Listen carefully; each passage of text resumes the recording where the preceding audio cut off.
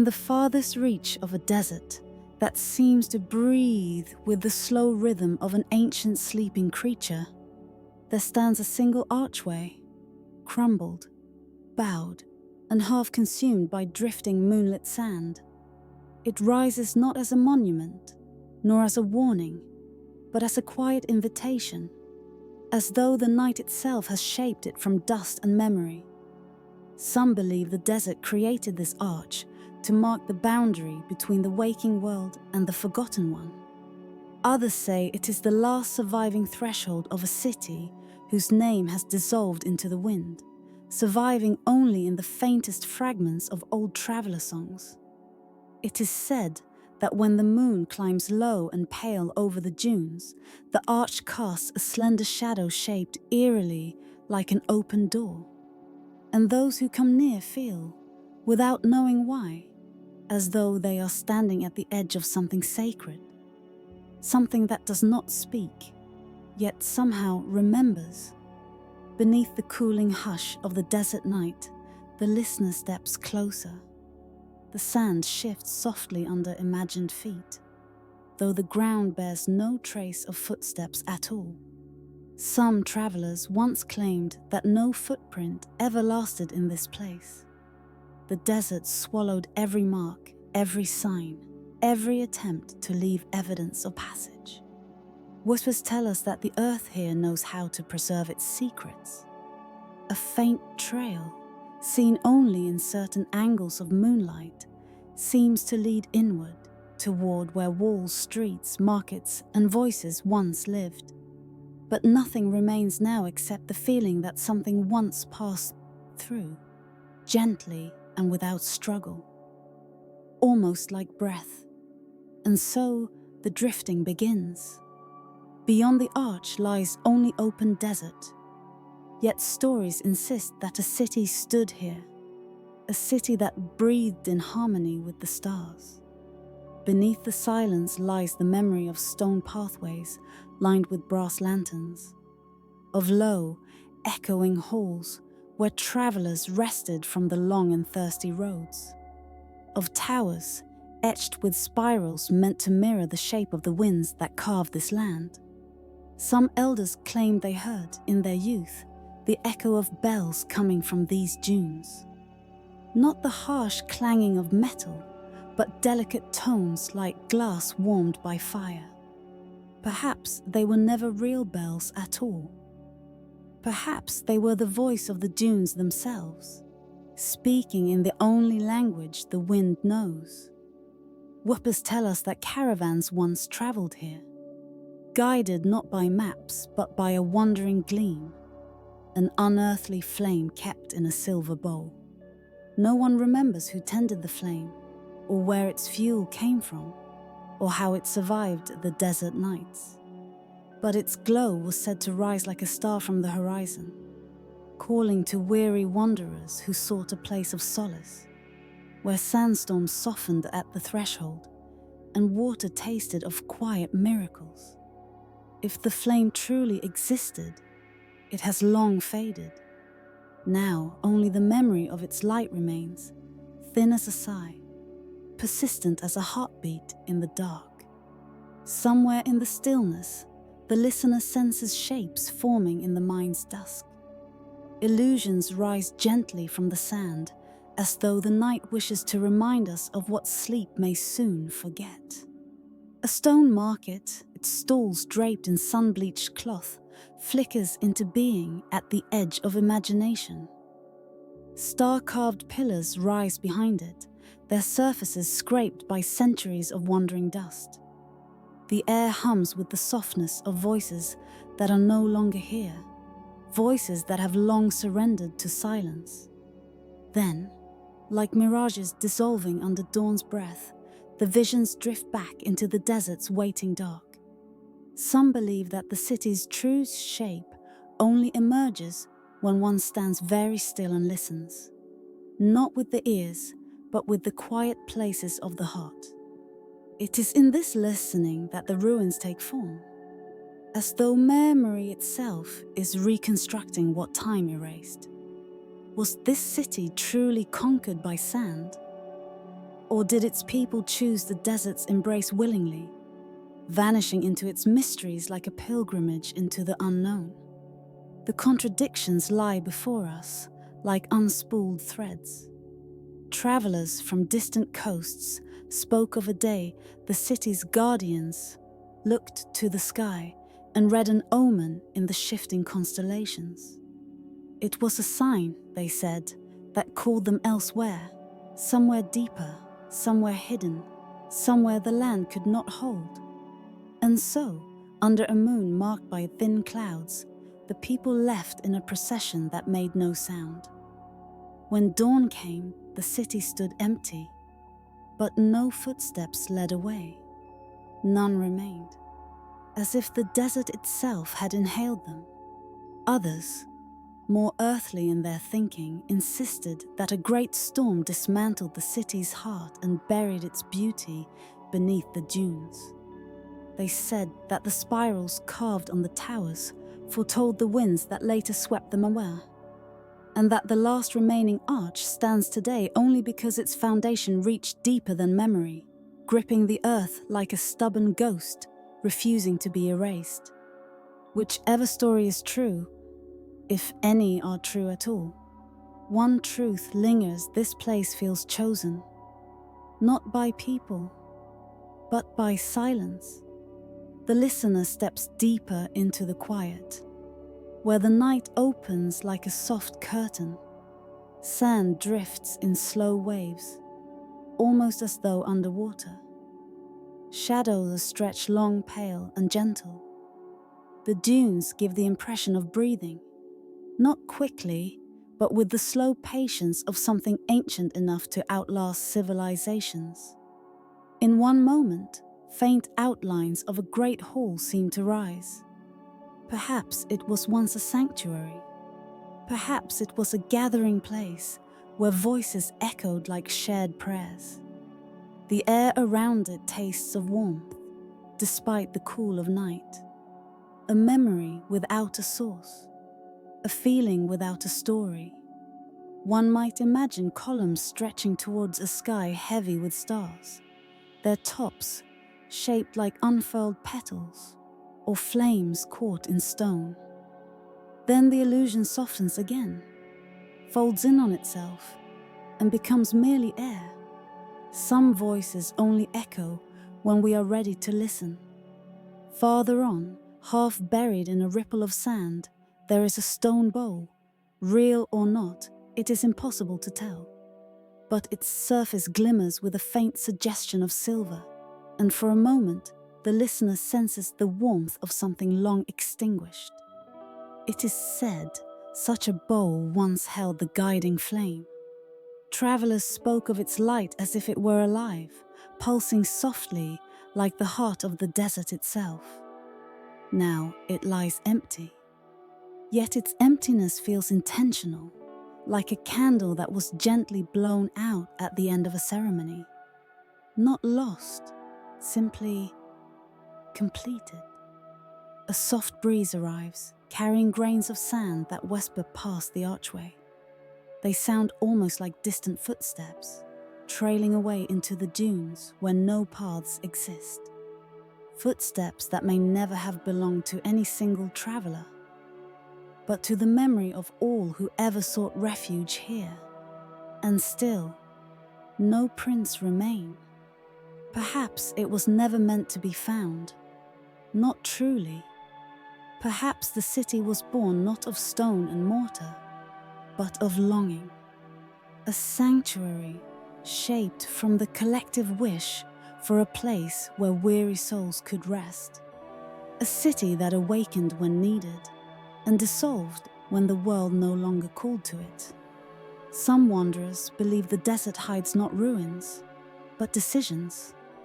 That the city did not fall.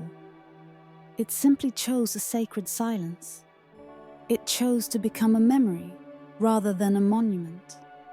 As the listener drifts, the moon climbs higher, casting a pale glow across the archway. The sand shifts gently around its base, as though brushing away the last fragments of forgotten stories. The night grows deeper, softer, more forgiving.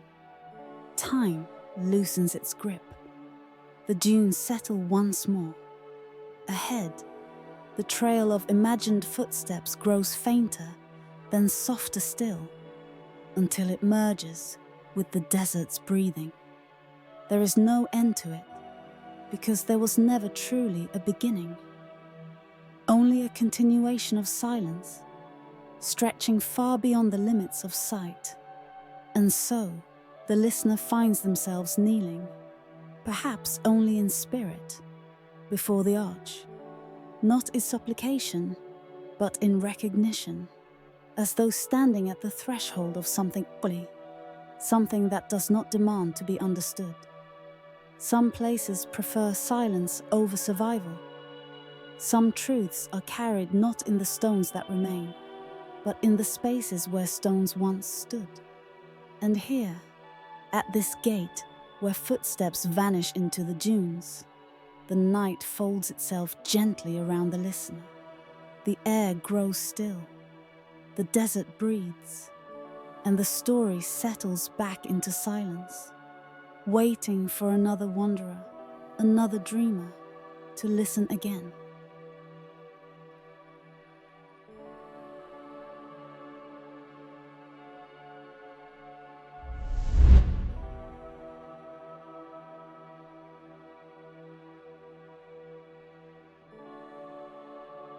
It is said that in a forgotten corner of the earth, where the desert breathes with the patience of something far older than time, there lies an entrance that appears only when the moon is thin and silver, like a blade fashioned for cutting through memory. Those who once traveled the old roads spoke of a shimmer upon the sand, a faint ripple of pale light that clung to the ground as if revealing a doorway normally hidden from the waking world.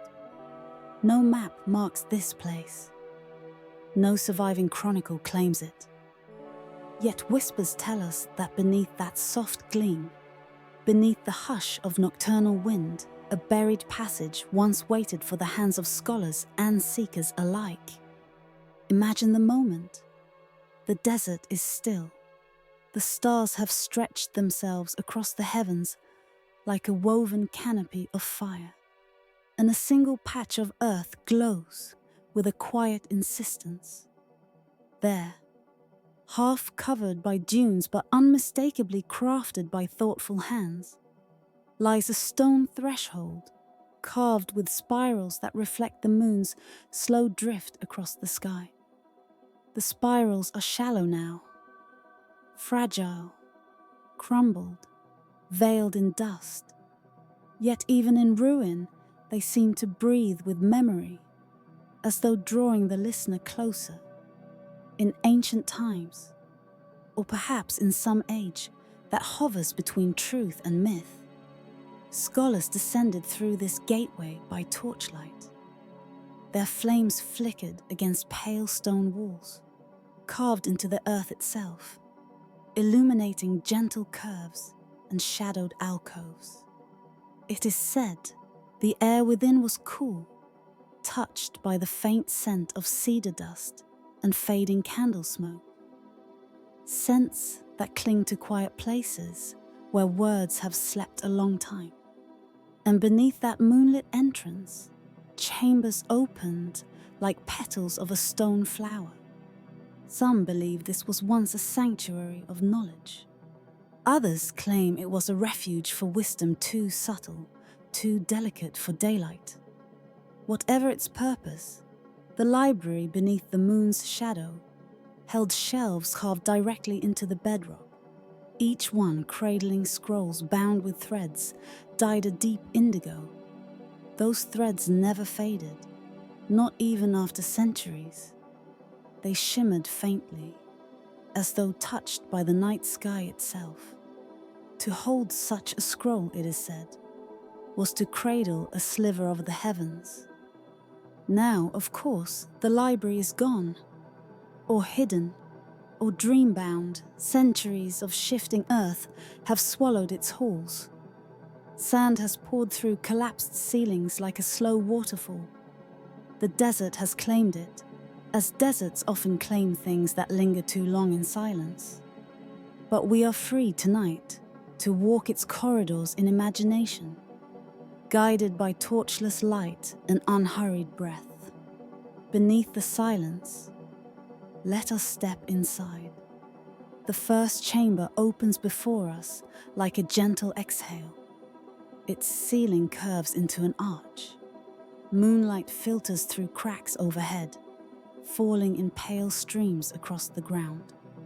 Shelves line the walls, empty now, their smooth surfaces carrying only the memory of tightly wound scrolls. The floor is cool underfoot, as though holding the final traces of nighttime chill. One could almost imagine the soft echo of footsteps, steady, rhythmic, like distant rainfall, belonging to scholars whose names were swallowed by the centuries. In this imagined library, knowledge was not stored in rigid rows or labeled with harsh precision. It breathed. It flowed. The scrolls were arranged in patterns said to reflect the movement of the sky. Some shelves spiraled inward, inviting quiet contemplation.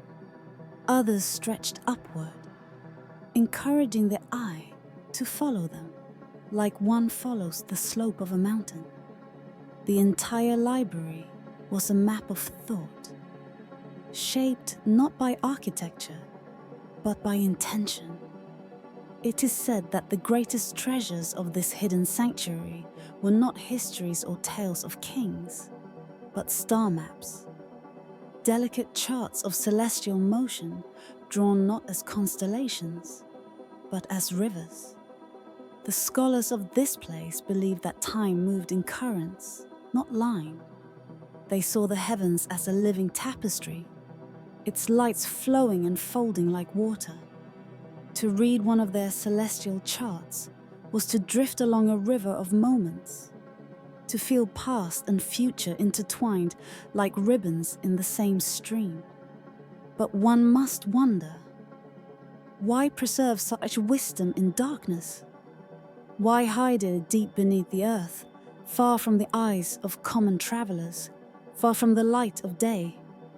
Perhaps the scholars feared misuse. Perhaps they believed fragile truths withered when exposed too harshly.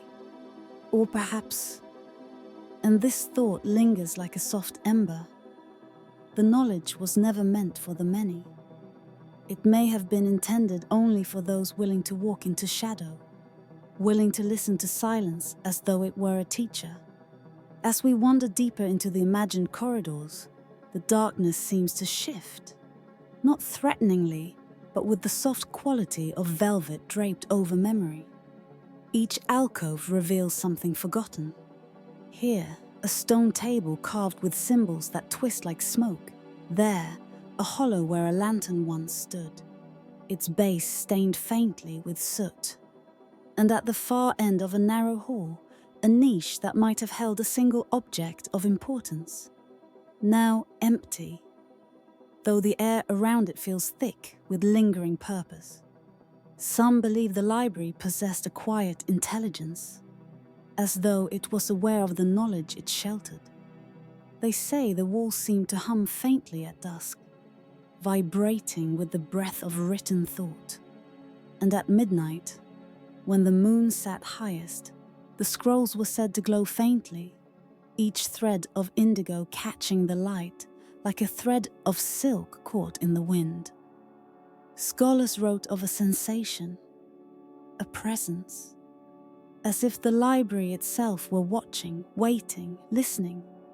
Perhaps that presence remains even now, beneath tons of earth, held in a kind of sacred slumber.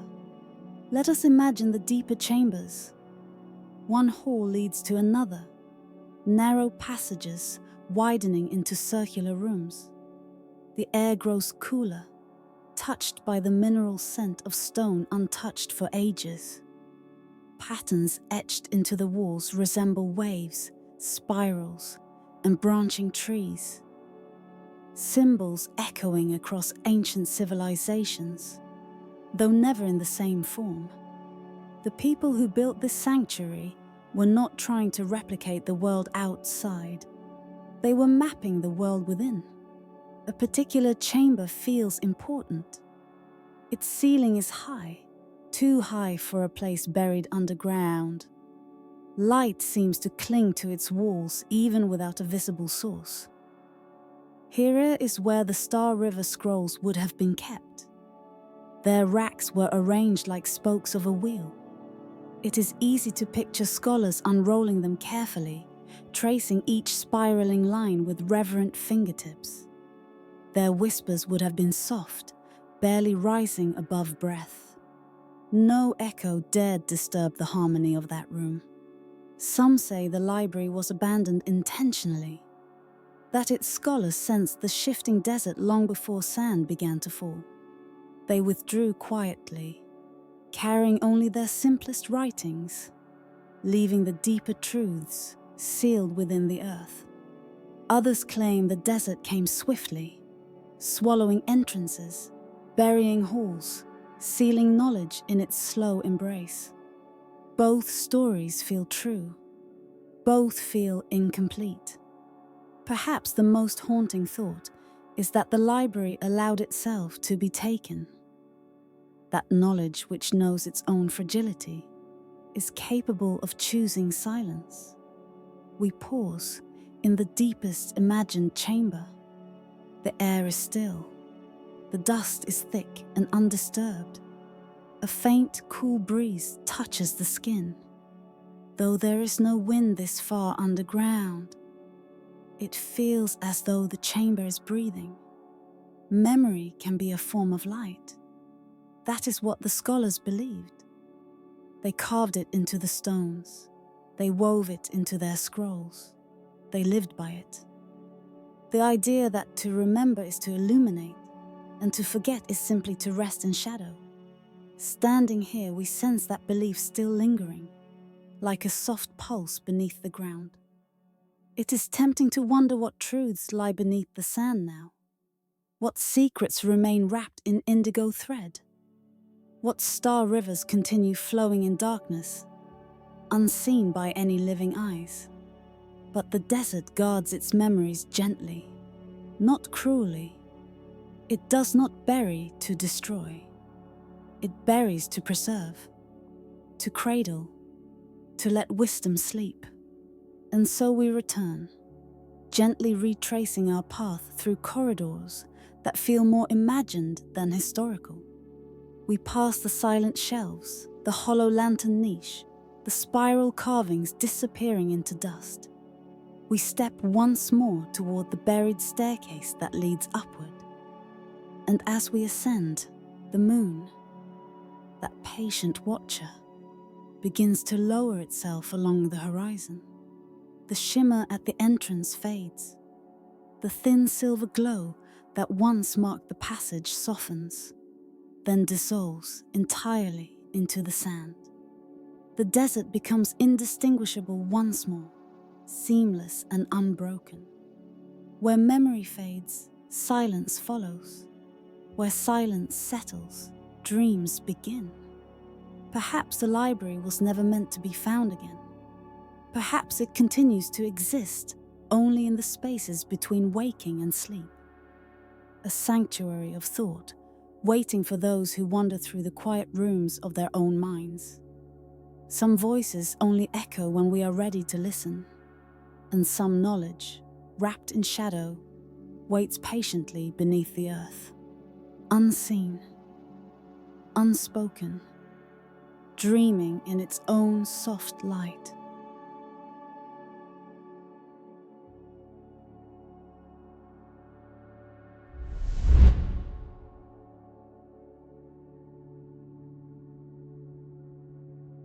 It begins with a hum so soft it could be mistaken for memory. A trembling thread of sound, rising from somewhere beneath the dunes, as though the desert itself were exhaling an ancient lullaby. Some say this is only the wind. Others whisper that it is the last breath of a mechanism long buried. A relic once set at the heart of a forgotten city. where time was measured not by shadows or sand, but by music. It is said that on nights when the moon curved thin and silver over the horizon, the city would seem to pause, listening, waiting for the first note to drift outward from the clock's hidden chamber. And when it came, that single clear tone, people claimed it shimmered like starlight on water, a sound woven from bronze, droplets, and breath. In the dim corridors of imagination, the scene opens slowly. A gate half sunk in desert soil, carved with fading spirals, torches flickering in the hands of long-vanished guardians, and far within, a hall where a mechanism of impossible grace once ruled the rhythm of the city's days. No fragment remains. No shard of bronze or splinter of cedar has survived the reach of time. But the stories linger, light as dust, persistent as wind, and they invite us inward. Beneath this imagined sky, we step softly. In forgotten corners of the world, travelers claimed they could hear it long before the city's walls appeared, a quiet melody drifting across the plains like a whispered invitation. Some compared it to the sound of water falling through crystal. Others said it was deeper, rounder, as though the moon itself was singing through metal. Whispers tell us that the clock responded to the night. When the moon rose pale and tired, the melody dimmed, softening as though in sympathy. When the moon hung full and luminous, the clock's voice brightened, its tones swelling with a warmth that filled the plazas and brushed gently against the stone facades of houses and temples. No witness ever spoke of discord. Its song, they said, was always gentle, a companion, a guide, a tender reminder that time, too, had a spirit worth honoring. We walk now into the imagined workshops where artisans, unwritten in any chronicle, tended the hidden chambers of the device. Picture the glow of oil lamps, their flames trembling like small hopeful spirits. Breath hovers in the stillness, and tools lie arranged in patterns known only to those who once served the clock. It is said the artisans worked in near silence, not out of reverence alone, but because any loud noise might disturb the delicate water paths, the fine bronze reeds, the resonant bowls etched with symbols of moon and tide. Some believe the artisans spoke with the clock, not in words, but through touch, through the careful shifting of basins and channels, as if adjusting the breath of a living being. Where memory fades, their silent devotion remains. The sound of dripping water becomes our guide here. Drop after measured drop, a rhythm older than any language. In the dimmest corner, a copper bowl shivers faintly, vibrating as droplets strike its surface. Each note the bowl releases is caught by another, deeper chamber, echoed, softened, and released back into the world as music. Some claimed the mechanism was so intricate that even one misplaced grain of sand could disrupt its harmony. Others insisted it was nearly indestructible, constructed by hands that knew secrets lost to us now. Perhaps neither story is true, or both. It is said a single artisan, whose name dissolved long ago into dust, could listen to the clock's heartbeat and know the city's fortunes. When the melody faltered, storms were feared. When the tone brightened, merchants opened their doors and children played long into the night. But myths bend with time, and facts, once loosened, drift like desert leaves. Somewhere in the folds of history lies the question people ask in soft voices even now. What happened to the clock? Why did it not survive? when stones that crumbled under centuries of sun still stand in fragmented rows, and carvings of lesser worth remain half visible in the sand. Perhaps the clock was dismantled intentionally. Some believe its final song was meant as a farewell, not a tragedy. A ritual ending. Imagine the artisans gathering one last time in the moonlit workshop, their shadows stretching long across the floor. They stand in silence, listening to the clock's melody grow thin, fading like a tide retreating from shore. There is no panic, only quiet acceptance. A knowing. They remove one bronze reed, then another. Water slows, sound loosens. The mechanism shudders, not in pain, but in completion, as though fulfilling a cyclic promise that no one living can name.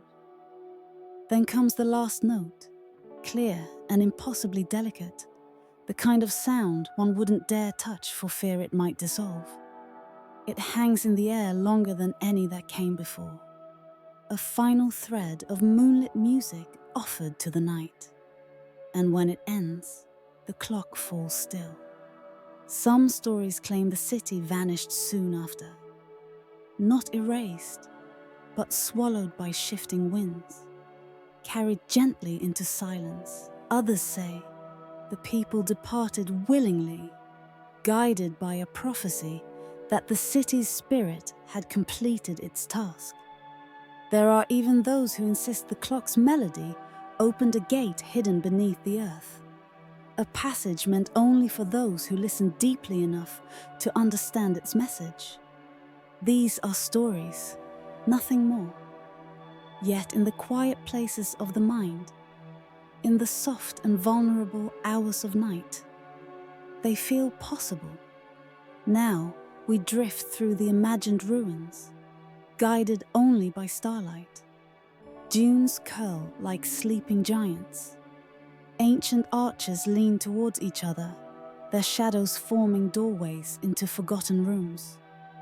Stone basins lie overturned, still bearing faint traces of water's passage. Every breath of wind sounds like a memory. We step into one room where the artisans once worked. Though empty, the air tastes faintly of copper, as though some remnant of the clock's breath still lingers.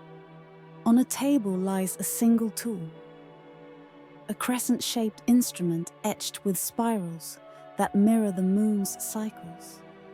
Of course, this tool is imagined, a vision shaped by longing, but its presence feels right, as though the room would be incomplete without it. Outside, the desert sky shifts. Stars blur softly as if seen through a curtain of ancient dust. A breeze stirs the sand, lifting small grains into a dance that echoes a melody too faint to hear. Perhaps the clock is gone. Perhaps it was never real, but its essence remains. A question in the air, a rhythm in the silence, a pulse beneath the dunes that hums to those patient enough to lean close and listen.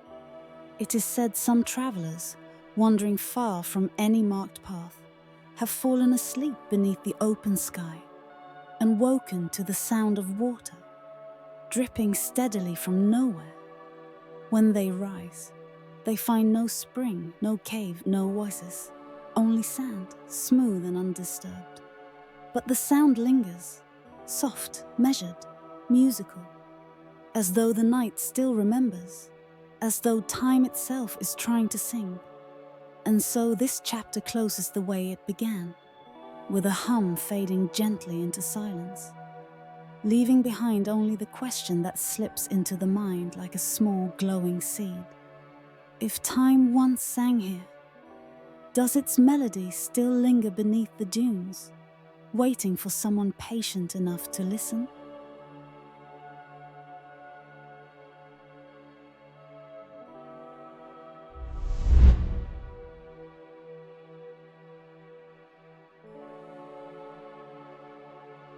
It is said that on the farthest edge of a forgotten desert, where the dunes rise like sleeping giants and the wind speaks in wavering sighs, there once stood an outer wall made of pale stone. And upon this wall, on nights when the sky breathed with clouds of drifting silver, the lanterns of the guardians would begin to glow. Their light did not blaze. It did not cut the dark. Instead, it shimmered softly, like moonlight trapped in a glass of water, trembling with every shift in the night breeze.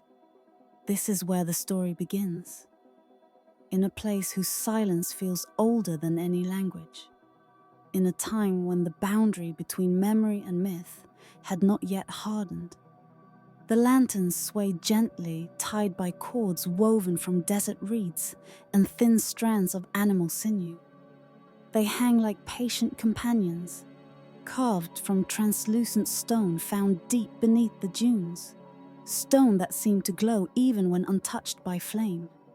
Those who were Baalzen, who held them, were known as the Lantern Bearers, guardians of the sleeping city nestled within the wall's protective curve.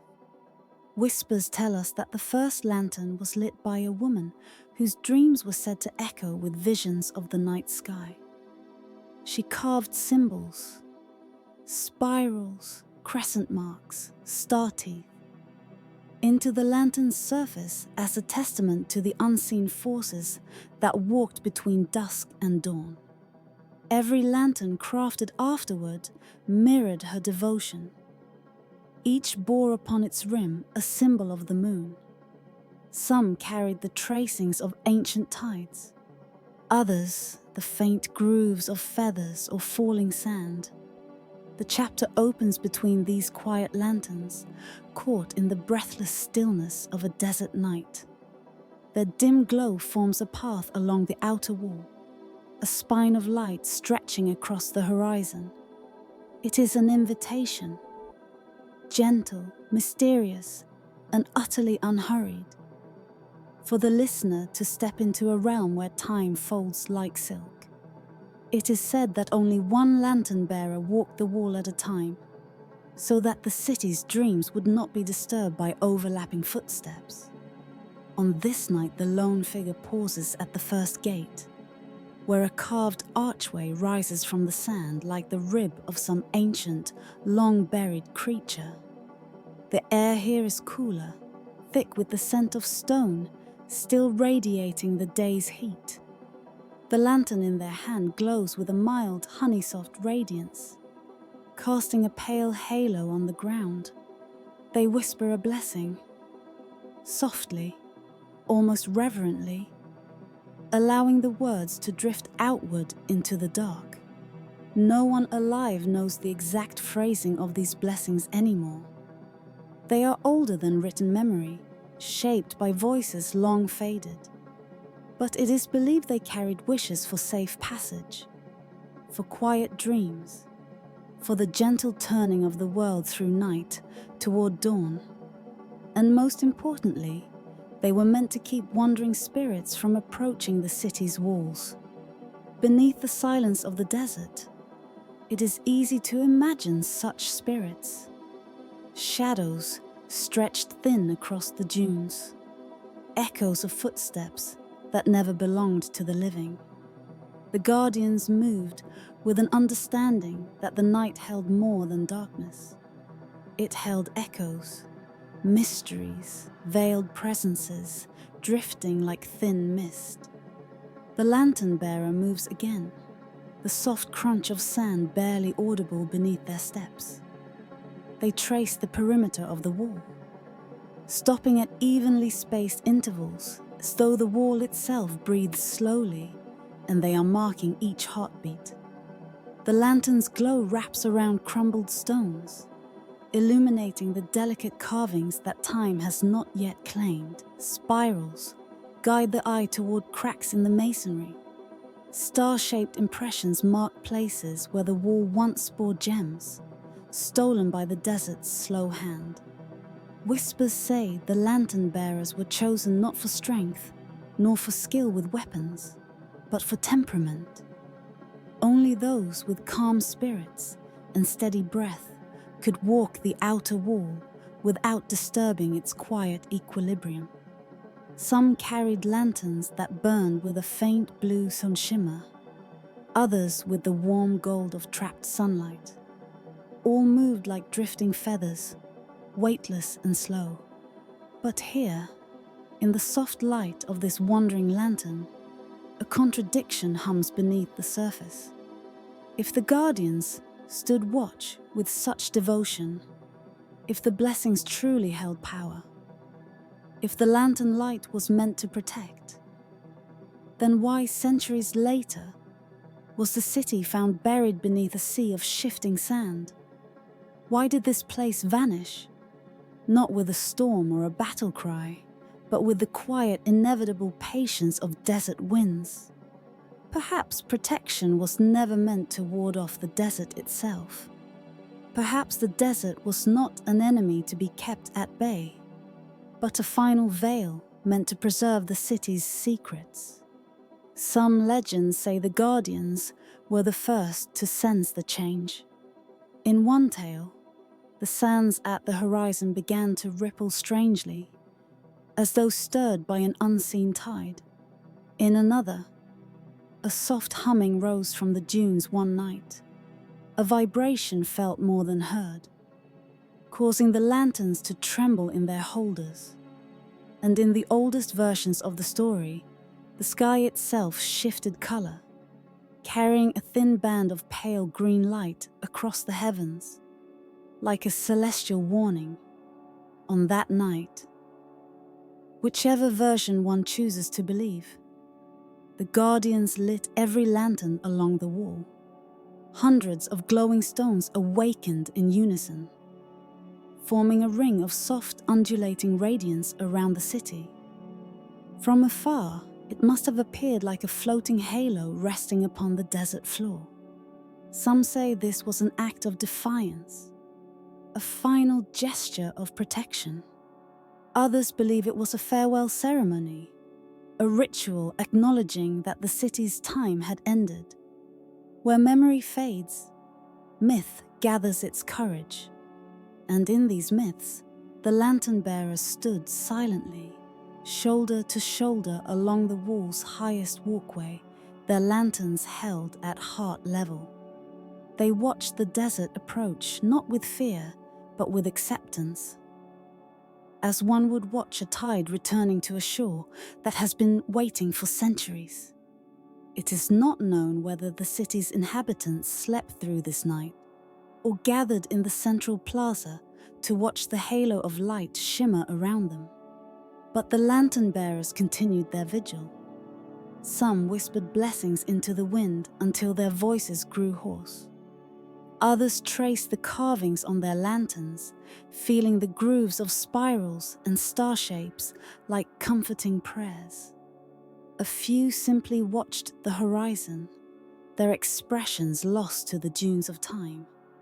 The desert moved like a great slow creature, patient, unhurried.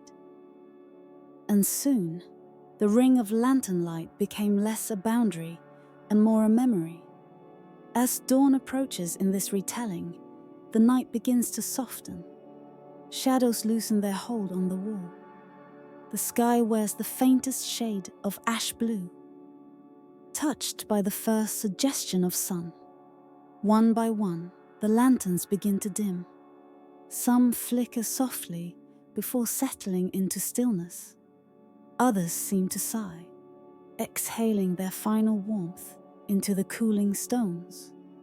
The lantern bearer, the lone figure who began this night's ritual, returns to the first gate. They lift their lantern one last time, letting its pale glow linger upon the carvings of the archway.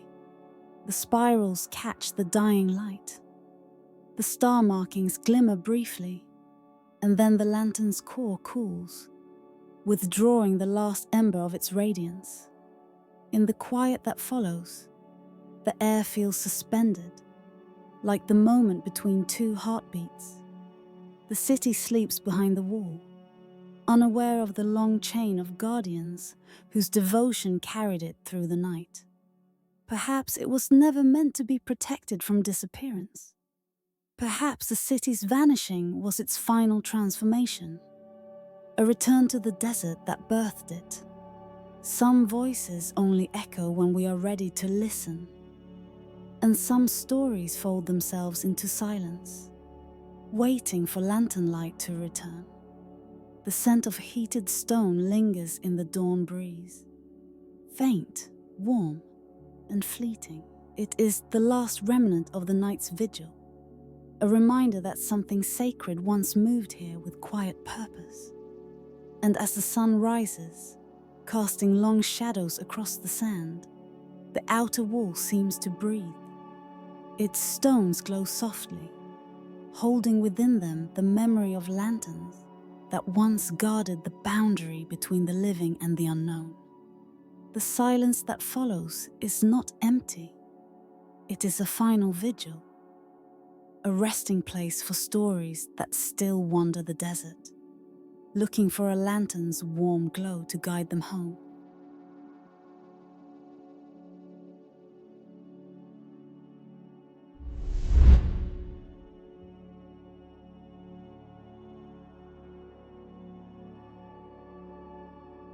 It begins with a silence so vast that even the wind seems reluctant to disturb it. A silence shaped not by absence, but by memory. The kind that lingers like a breath held too long.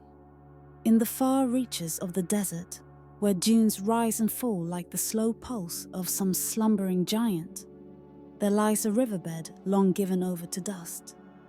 It curls across the land like an empty vein, brittle at the edges, pale beneath the sun, and cracked in the delicate patterns of drying clay. A ghostly path, a once living artery, a line that once shimmered through the night like liquid starlight. It is said that this river, now nothing more than a wound in the earth, once mirrored the heavens so perfectly that travelers walked beside it with their lanterns dimmed, for fear of disturbing the reflections. They called it the river that remembered the stars, the celestial twin of the sky above.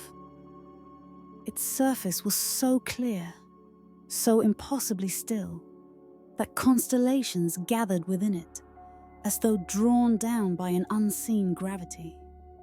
Once, at the height of the lost city's splendor, priests, wrapped in layered linen robes, would descend from their high terraces at night. They would step barefoot onto the cool riverbank, holding polished obsidian tablets to read the shifting reflections. The river was their oracle, the sky their scripture. The water, they believed, did not merely reflect the stars. It listened to them. It carried their whispers along its length, from mountain spring to delta shore, translating celestial counsel into gentle ripples for those who knew how to see. Some believe the city's entire destiny was written along that water's edge. Every harvest, every birth, every season of peace or drought, every celebration lit with incense, every omen marked by flame, all traced in the night's mirrored vault. But that was long ago, long before the water withdrew, long before the people vanished, long before the desert swallowed what remained. Now the riverbed lies open to the moon like a ribcage picked clean. The invitation, imagine approaching it at dusk. The sky is slipping from gold to a soft, bruised violet. The desert cools just enough for the first threads of wind to stir. In the distance, the ghost city's sandstone towers rise in crumbling silhouettes, offering no explanation for their abandonment. Their shadows stretch long and thin across the plain, merging with the dried channel as though reaching toward an old friend. And there, at the center of that forgotten path, lies a strange detail. Faint spirals carved into the earth itself. They are delicate, almost imperceptible at first, like fingerprints left by the passing of time. Some spiral outward, others inward, and some coil into themselves in looping tangles that hint at a language older than ink. These spirals, whispered into existence in the river's final hours, are believed to be the last message the water left behind. A map, perhaps, or a farewell, or something stranger. The echo of a memory that refused to be lost. When the moon rises, pale and unhurried, its light settles onto the dry channel, and for a fleeting moment, if one stands just at the right angle, the spirals appear to shimmer. Not brightly, not urgently, just a subtle trembling of light, as though the earth itself is gently exhaling. The deepening mystery. The legends say the priests knew the river's departure long before the rest of the city did. On one of their nightly vigils, they approached the water to read the stars, and found the reflections distorted, not by wind, but by a subtle thinning of the river's surface. The constellations wavered. The once crystal mirror trembled. The water no longer held the sky with its former precision. Some believed the stars themselves had descended to whisper warnings into the current. Others feared an unseen shadow creeping across the heavens, something that the river was trying to reveal. And a few, the youngest and least burdened by tradition, suggested that perhaps the river was simply growing weary. For centuries, it had held the sky's secrets with perfect patience. But patience has limits. Even for rivers, in the nights that followed, the priests returned again and again. Each time the water seemed to retreat farther, shrinking from the banks like a creature seeking refuge deeper within itself. The moon, which once cast its pale blessing across the entire breadth of the channel, now illuminated more exposed earth than flowing mirror. Their final gathering is described in only one surviving fragment of a broken stone tablet. On the last night, the moon rose distant and cold. The river dimmed, the stars did not speak, and we feared it was we, not the heavens, who had forgotten how to listen. Some say that as the water receded, the priests knelt on the bare earth, pressing their hands into the cooling clay. They tried to trace the fading reflections with their fingertips, as though memory alone might preserve the river's guidance. What they found instead were new shapes emerging beneath their palms. Gentle spirals forming in the mud, as if drawn from below. The markings grew clearer as the water vanished. They were not random patterns, nor were they made by human hand. They were arranged with precision, echoing star formations not seen in thousands of years. Ancient constellations, the kind whispered in creation myths and etched onto the oldest surviving stones. Constellations from a time when the earth itself was still learning how to breathe. Where memory fades as the river died, the city did not immediately understand the gravity of the loss. To them, it was merely a drought, a familiar, cyclical inconvenience. They believed the water would return with the next moon. When it didn't, they believed it would return with the next season. And when it didn't return then either, they convinced themselves that rivers, like people, had moods that should not be questioned. But beneath the calm surface of their confidence lay a quiet dread. For the river had been their guide for longer than records could recount. It had predicted storms before the clouds ever gathered, droughts before the earth cracked, and fortunes before they were even imagined. Now those predictions were gone. The people turned to the priests.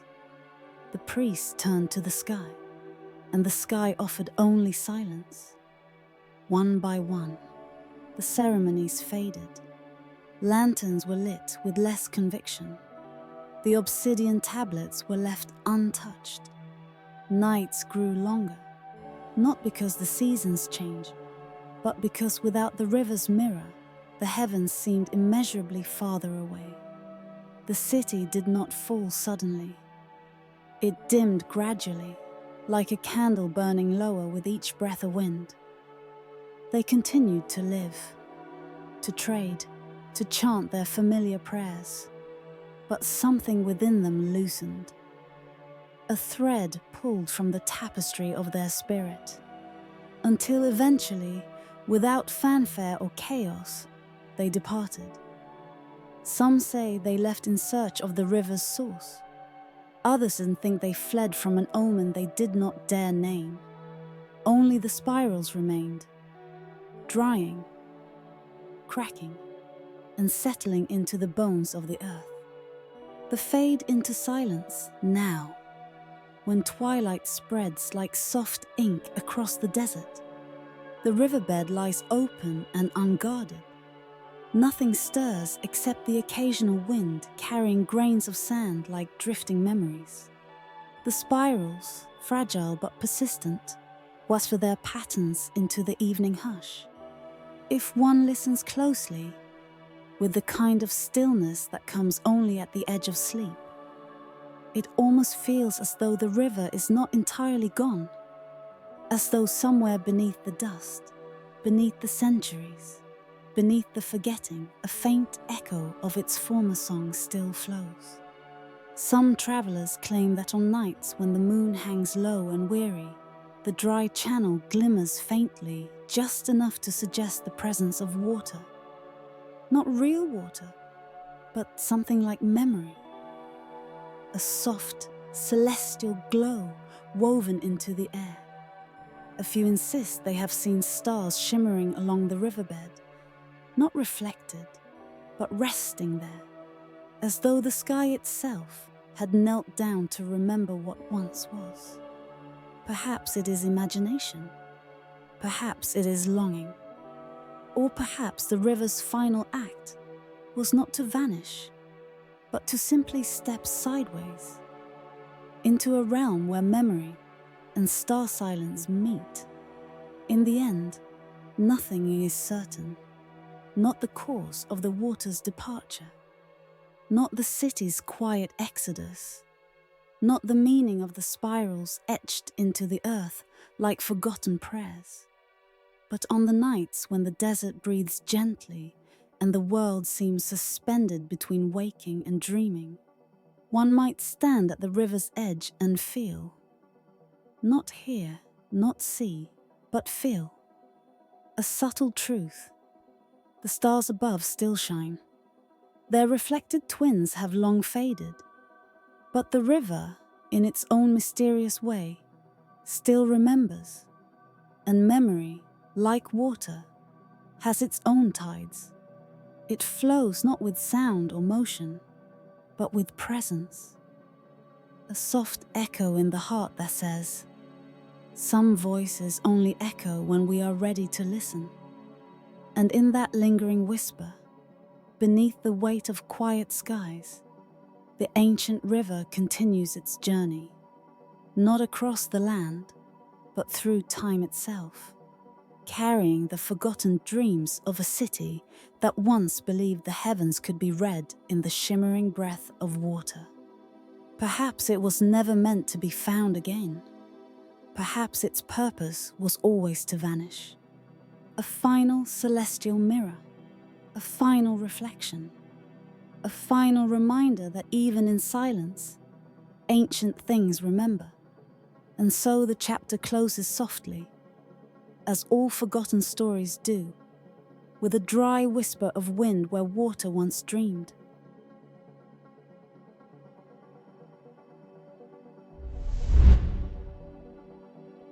It is said that beneath the oldest dunes of the Silent Quarter, far past the broken pillars, farther still than the maps dared to reach, there lies a hall carved not by hands alone, but by breath, by memory, and by the long-settled sighs of an ancient people. Those who once walked the sands called it Aseth too, the chamber of wind-carved faces, though most spoke the name only in whispers, as though they feared to wake whatever slumbered within. Tonight, under a sky dimmed by dust and tired constellations, we descend into that forgotten hollow. Consider this the opening of a ritual, a soft unsealing of a door long closed. The first image returns in fragments, a staircase that begins nowhere, a crack in the earth filled with pale, patient air, a lantern flame blinking like a sleepy eye. And then, slowly, like a curtain drawn by unseen fingers, the subterranean hall appears. At the threshold, the air shifts. It grows cooler, thicker, layered with the scent of old minerals and something else. Something that feels like breath exhaled centuries old and still lingering in the dark. A soft draft stirs, though no one knows from where. It grazes the lantern and elongates its glow across the floor of smooth, sand-polished stone. And then we see them.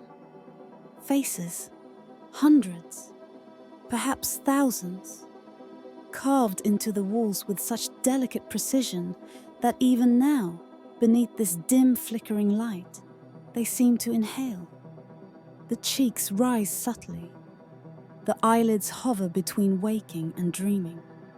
The lips, some parted, some sealed, hold the suggestion of words that never quite arrive. Whispers tell us that these were the visages of the city's ancestors, guardians of memory, keepers of old warnings. Each shape was formed by artisans who worked only in the final breaths of daylight, believing that dusk softened the veil between the worlds of the living and the unseen. They claimed twilight gifted a gentler hand, one capable not only of sculpting stone but of conveying the faintest spark of a wandering spirit into its shape. A soft, hollow stillness settles around us, the kind that presses gently against the inner ear. The lantern flame bends again, as if bowing to the carved congregation.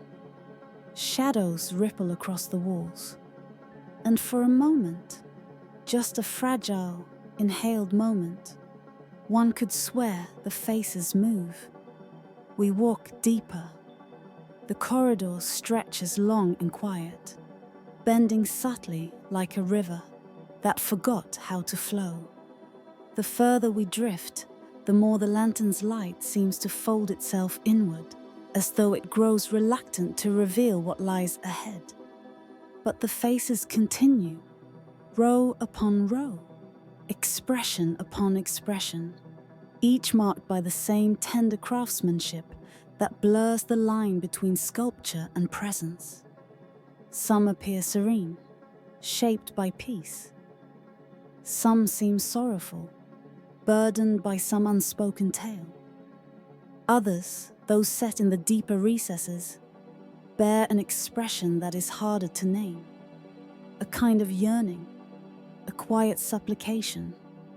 Perhaps that is how they greet any visitor who arrives too late, too curious, too unprepared. Long ago, when the surface world still thrummed with trade winds and song, the city above kept the chamber open. Children were brought here during the twilight rites, taught to run their fingers lightly across the cheeks of the stone faces so they could learn the ancient belief. That memory is not carried only in stories, but in the shape of breath left behind. The elders told them that if one stood silently long enough, the ancestors would share their counsel through subtle changes of expression. An arched brow, a softened gaze, the turn of a lip. It was said that the chamber listened, and sometimes, when the winds shifted, it answered. But time is a tireless eraser. Sand is a patient thief. As the beacheries passed, the dunes encroached, like a slow tide of powdered gold. Storm after storm swallowed the outer courtyards, then the temple spires, then the roads. The people fled in stages, carrying what they could, leaving behind what they hoped would wait patiently for their return. The chamber, however, was sealed completely, not by hands, but by the desert's heavy quiet. Only the ancestors remained, entombed in a silence too deep for living ears. As we float farther into the hall, the lantern flickers with a hesitant pulse. Its glow tests each carved face one by one. Something odd emerges as we notice the play of shadow and light. The expressions change depending on the angle. A detailing of the cheekbone softens. A once neutral mouth shifts toward a whisper of warning. Eyes that seemed closed now appear half open, watching, following. We take another step. Another face turns subtly stern, but only for the span of a heartbeat before returning to stillness.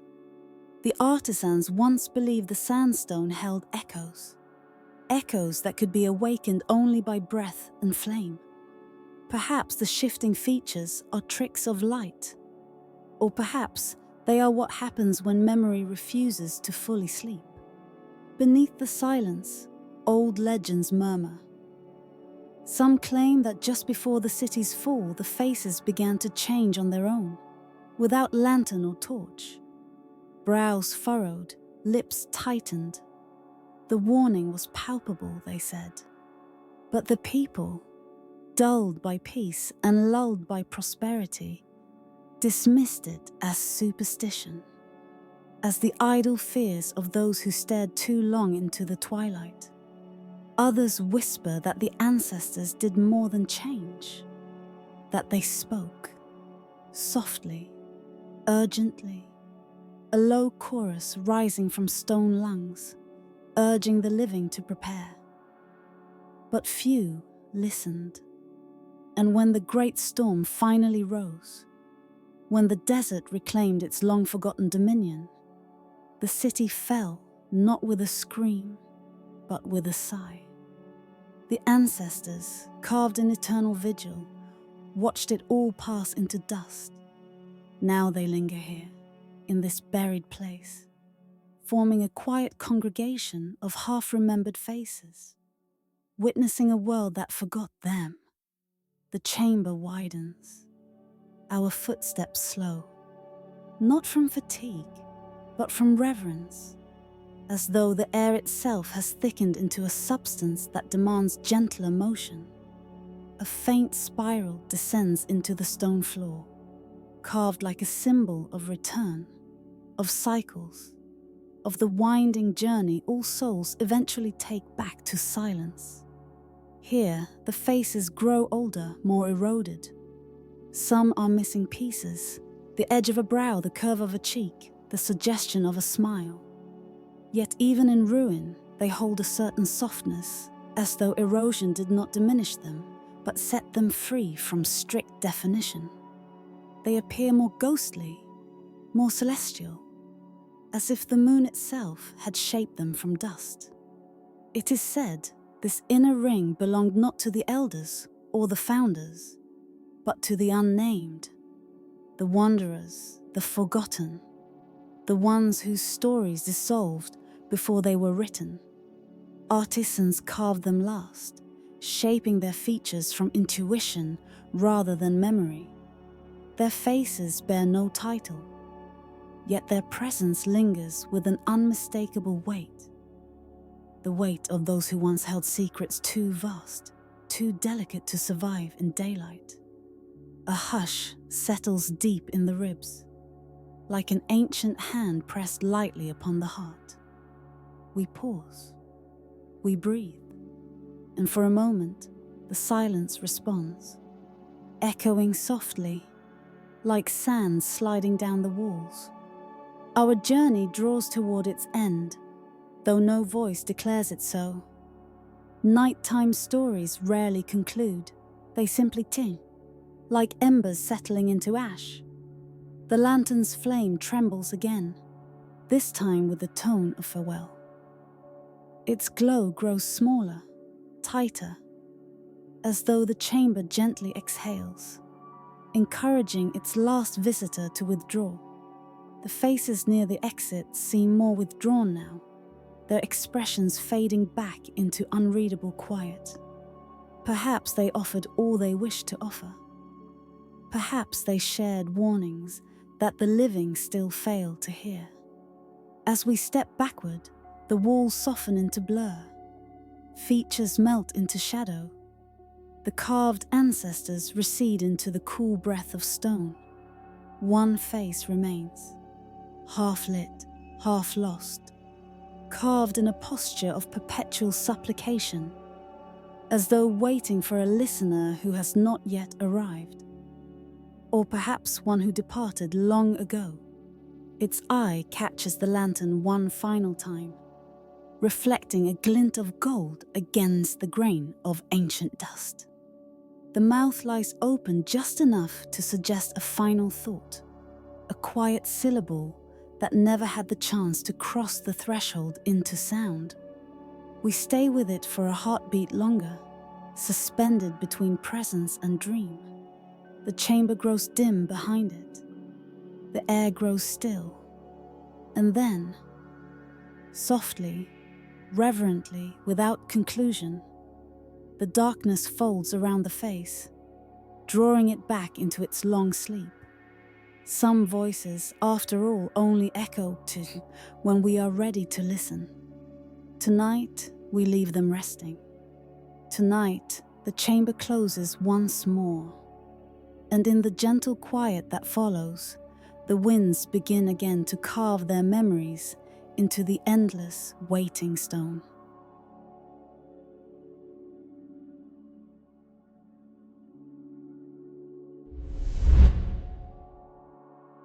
It is said there once stood, in a valley carved from volcanic glass, a dome of obsidian so smooth that moonlight slipped across it like water.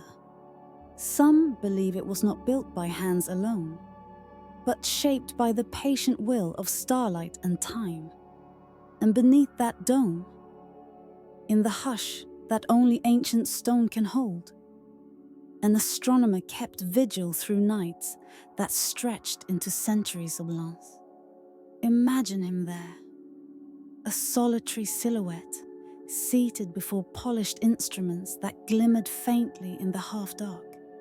He did not chart the stars the way others did, not by position, nor by angle, nor by distance. Instead, he listened, for beneath the stillness of the night, he sensed a rhythm so delicate that only those who surrendered all certainty could hear it. A faint pulsing, a breath beneath creation, a murmur that seemed to say the universe itself was alive. Whispers tell us he believed the stars were not merely burning spheres suspended in an endless void. He felt they were ancient hearts, each beating its own slow celestial song. And he, with steady hands and eyes marked by the moon's pale glow, spent his life tracing their hidden emotions. Here, under the obsidian dome, we begin our wandering. The city around the observatory has long since crumbled into dust, its name lost, its history frayed, but the dome remains, cracked now, its edges softened by centuries of wind, and the faint breath of an old story lingers in its shadow. Walk softly as we enter. The air inside is cool, touched with the scent of forgotten metals and distant rain. Soft glimmers of starlight slip through narrow slits, cut into the dome's crown, leaving silver paths upon the floor. These paths once illuminated scrolls of bronze, copper, and hammered tin. The astronomer's notes, etched with infinite care. None remain. All were swallowed by time, or perhaps by fire, or perhaps, as some murmur, by forces that feared what he learned. Yet their absence is its own presence.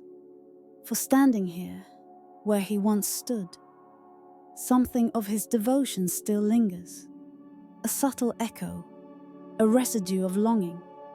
It is said he sat for hours unmoving, listening to vibrations too subtle for any ordinary ear.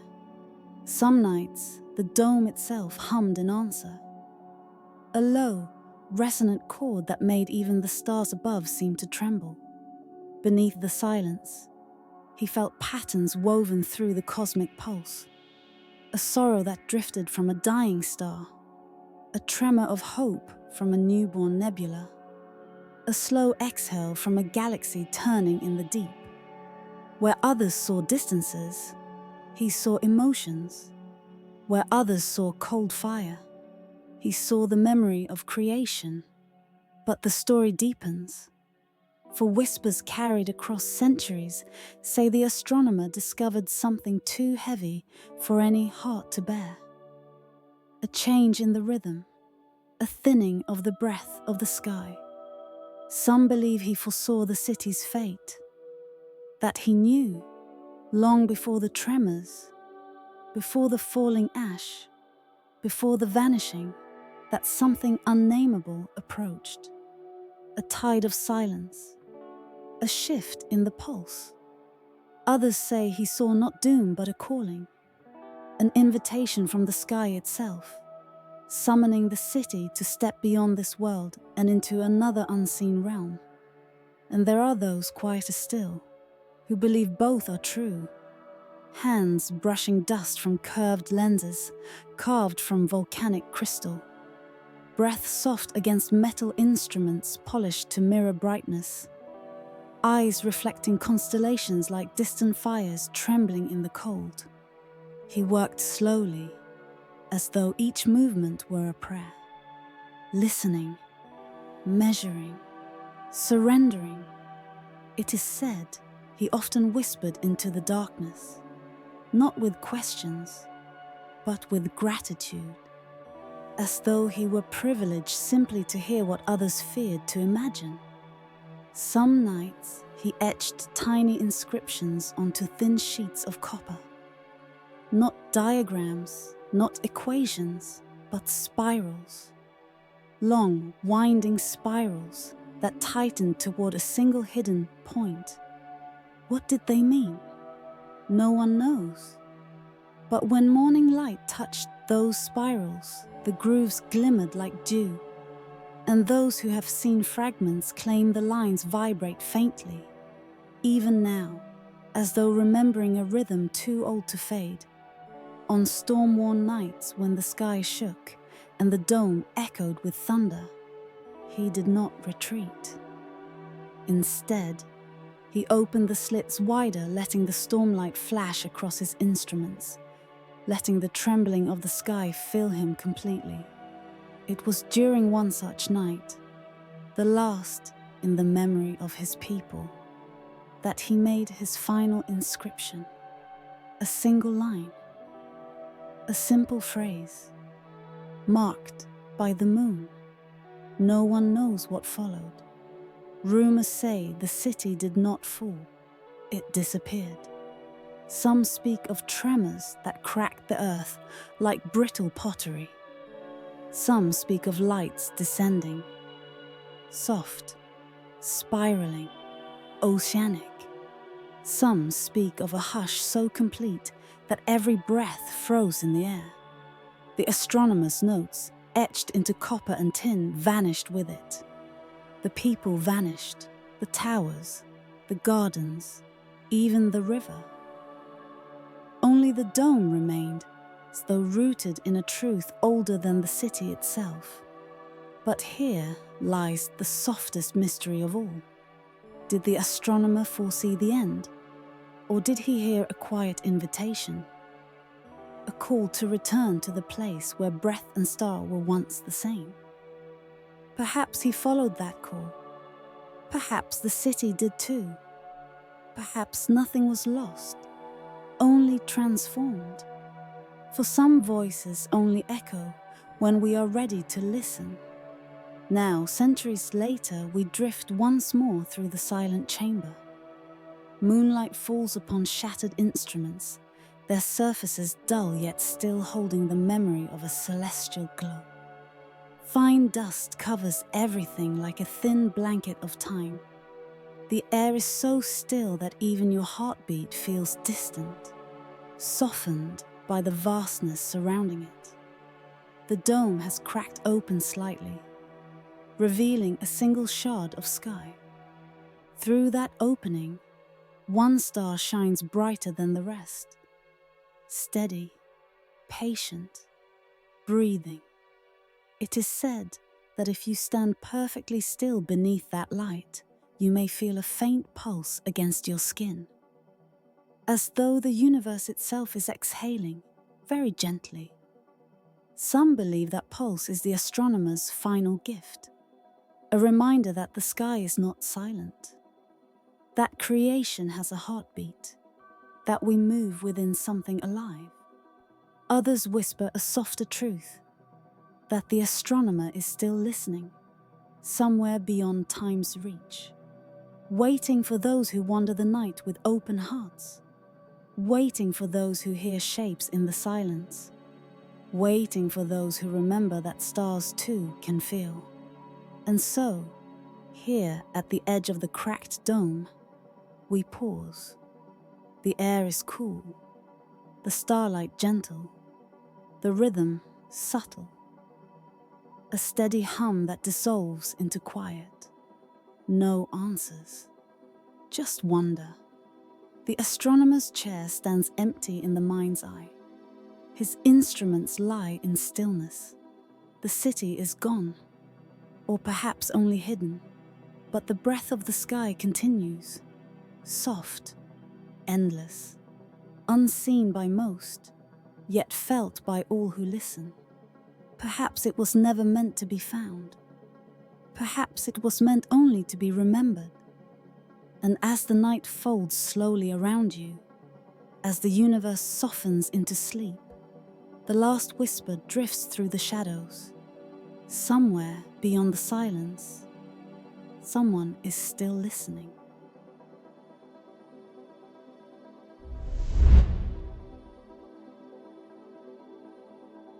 It is said that in a forgotten province, where the desert meets the sea, there once stood a walled sanctuary known only in murmured stories. A place where darkness was not feared, but revered.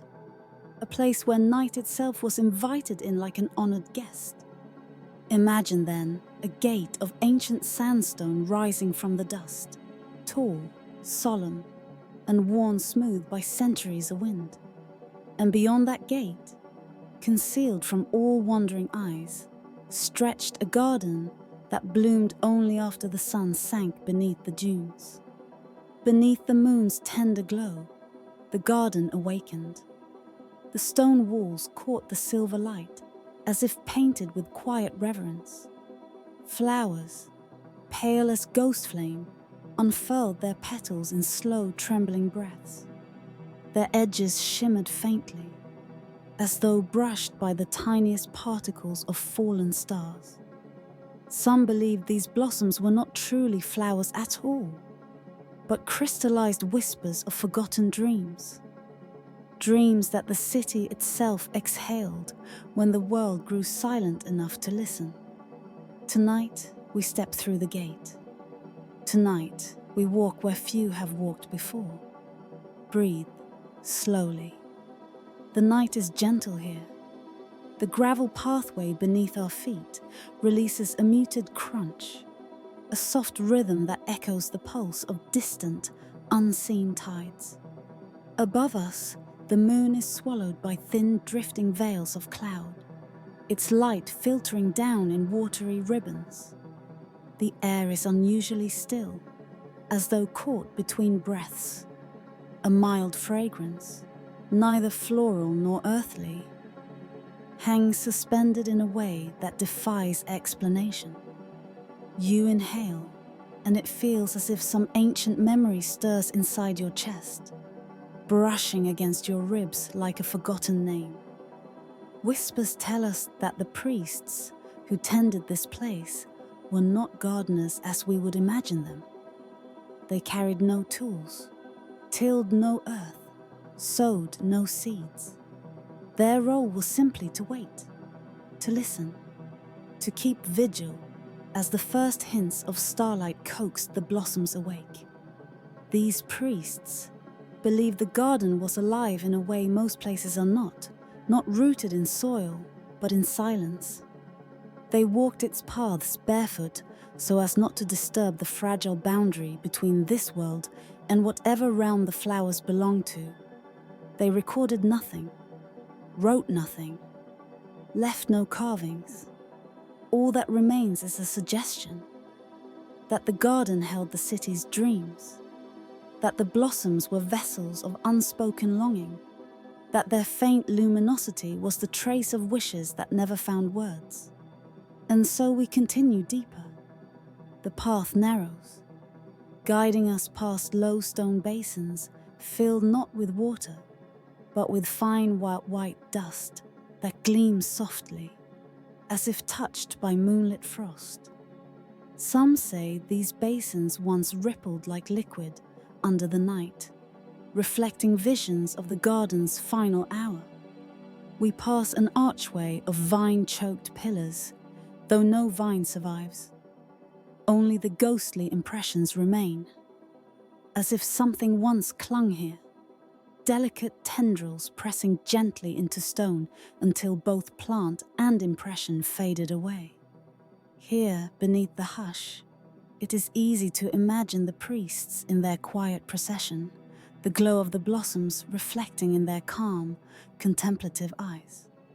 They would have walked without speaking, hands folded, allowing the night to unfold in its own unhurried way.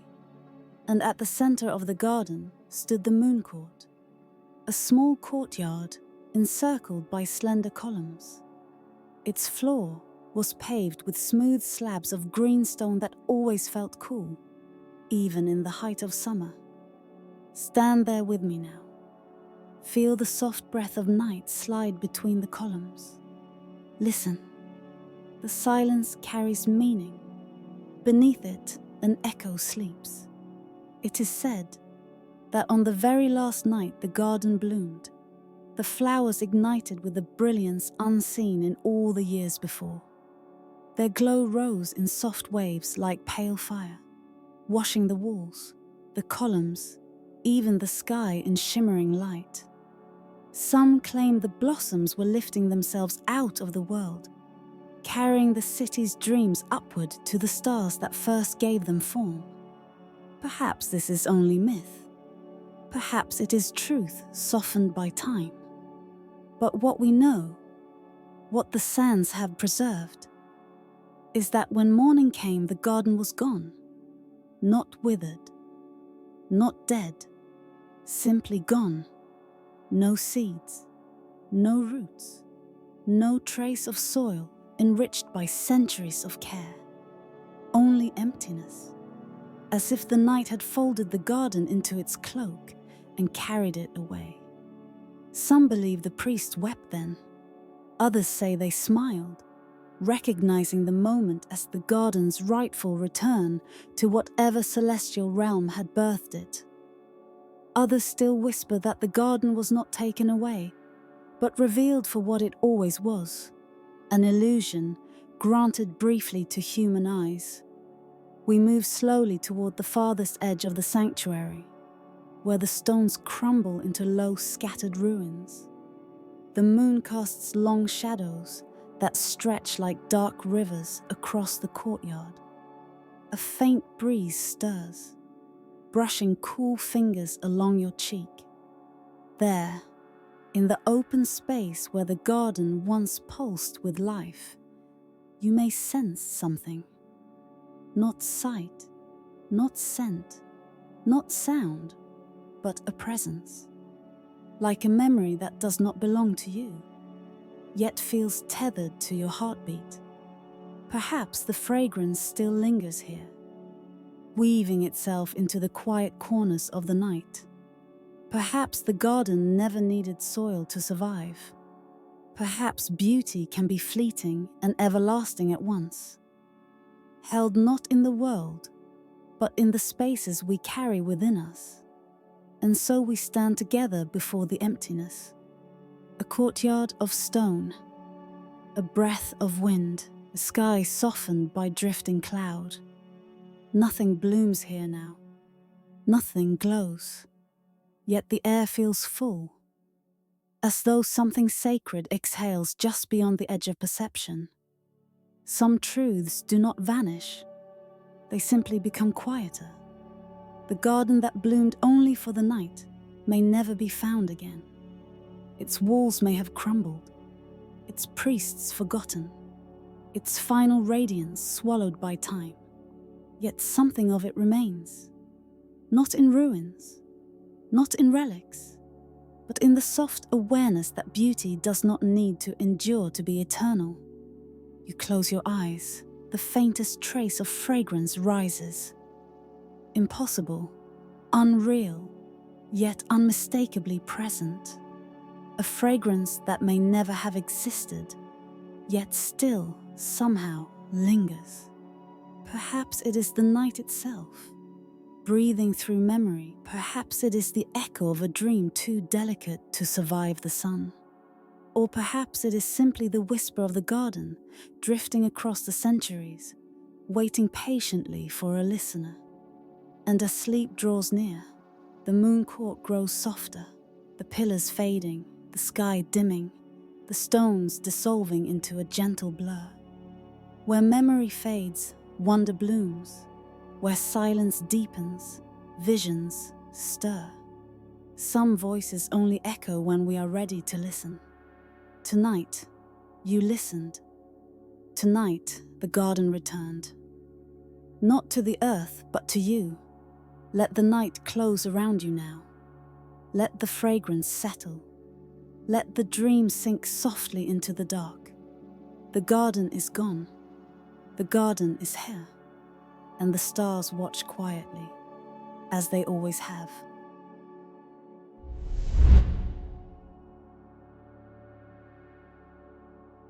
It is said that in a forgotten courtyard, where moonlit dust drifted like the breath of sleeping giants, a solitary scribe practiced a craft no other dared to learn.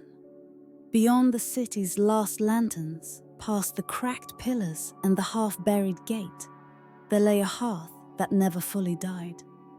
Embers glowed there in a quiet red language, breathing out thin flakes of ash that rose into the cool night like drifting prayers. This is where the scribe worked. Not with ink, not with parchment, but with the falling remnants of fire. Whispers tell us that he waited for the ash to descend.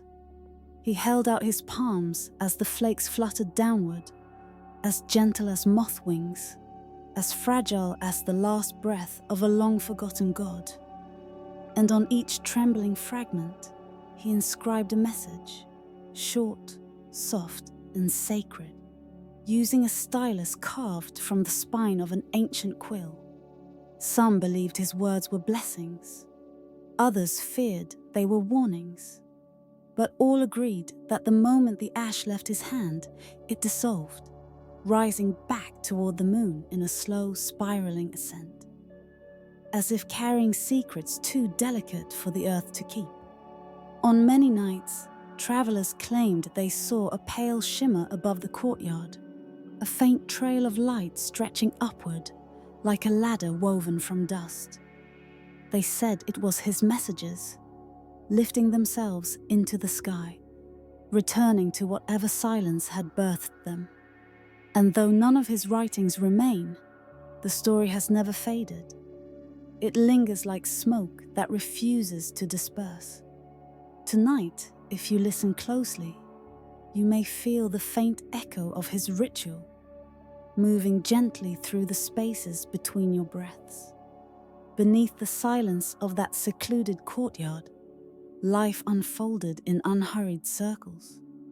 The scribe's world was a place of warm stone, of night-cooled air brushing over copper bowls, of soft-footed winds carrying the smell of charred cedar. The fire pit in the center glowed with the persistence of memory itself, fed not by logs but by ceremonial wood. chosen for its clean burn and gentle ash. Some say he studied the patterns of smoke as others studied the stars. Some say he was marked by the moon, chosen to read the language of transience. It is said that the city around him had begun to crumble even then. Wall cracked, wells dried. Voices grew thin from speaking without being heard. And perhaps the scribe saw this. Perhaps he felt it settling into the stones. Perhaps this is why he turned to ash, the one substance honest enough to carry the truth of endings. He worked alone, always in the same slow rhythm. He would kneel before the embers, waiting. Ash drifted. He breathed in. He breathed out. The world seemed to hold itself still. A flake landed on his open hand, paper thin, trembling like a captured moment of moonlight. With movements softer than prayer, he wrote upon it. The mark appeared for only a heartbeat before dissolving, vanishing upward in a faint shimmer. It was a craft built on surrender, on trusting that meaning could outlive form, on believing that messages could travel without needing to remain visible. Whispers tell us that the people of the city sometimes sought him out when hope felt faint. They would come at twilight and stand at the edge of the courtyard, watching as his messages dissolved. They wondered what truths drifted above them, what lost language curled upward into the haze of night. He never revealed the words. Some believed he wrote the names of those who needed healing. Others thought he wrote fragments of prophecy. But a few, those who listened most closely, suspected he was writing the city's own story, piece by fragile piece, sending it back to the sky that had watched it rise. And as the years folded into one another, the city changed. Cracks deepened. Homes emptied. Fires dimmed. Still, the scribe wrote. He wrote as pillars broke. He wrote as gardens dried. He wrote as the horizon grew pale with the dust of departing families. To him, each falling ash flake was a moment of truth, a chance to speak something that could not remain in this world, but must nonetheless be said. Beneath the silence, one question lingered. What was he preparing for? Some say he had foreseen the city's fall. Some say he had been warned in dreams by ancestors whose names were carved into the temple steps. A few believe he knew that every civilization, no matter how luminous, must one day return to dust. And so, one evening, when the winds blew from the north, carrying the scent of distant storms, the scribe wrote one final message. Those who claim to have been there describe it like this. The courtyard was dark except for the faint redness of embers. Ash drifted in spirals, touched by the breath of the coming winds. The scribe's hands were steady, though his heart beat like a muted drum. A flake descended, larger than the others, pale as winter moonlight. He caught it, held it gently, wrote his last inscription. The ash trembled, glowing faintly, as if absorbing something greater than a simple message. Then it rose, slowly, deliberately, spiraling higher than any ash had before. People watched from doorways, silent, feeling a weight settle inside them. When the ash reached the height of the tallest spire, a strange hush fell across the city. Birds went still, voices faltered. Even the winds seemed to turn away. And then the ash dissolved into starlight. Some say it was a blessing. Others say it was a farewell. But many believed it was the city's final truth. The last whisper sent upward so the heavens would remember. Within a season, the city fell. Walls collapsed into sand. Gates bowed inward. The stones that once held thousands of footsteps now held only silence.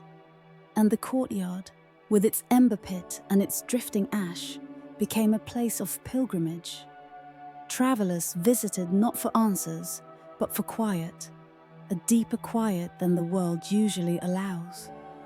To this day, those who pass through the ruins say the air there feels strangely warm, as if holding the memory of an ancient fire. Some claim they still see faint flakes drifting upward from the broken hearth, even though no flame remains. Perhaps the messages never stopped. Perhaps they simply changed hands. Perhaps they linger in the dust, waiting for someone willing to listen. Where memory fades, the scribe's ritual lingers, soft, weightless, nearly invisible.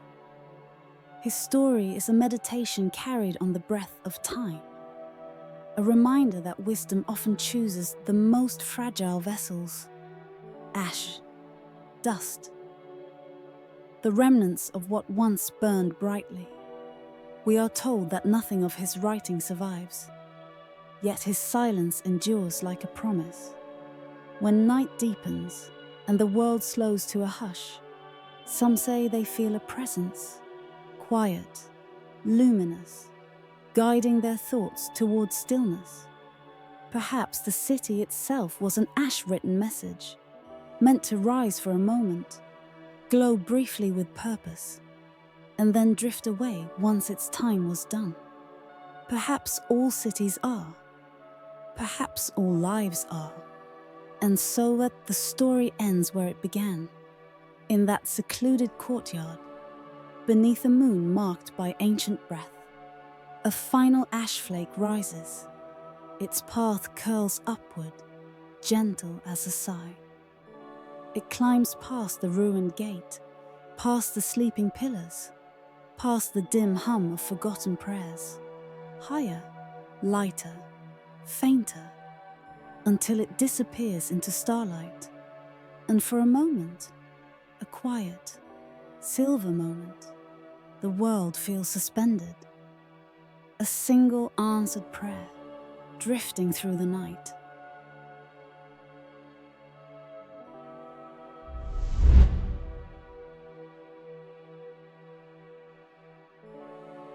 It begins in the hush between dusk and full night.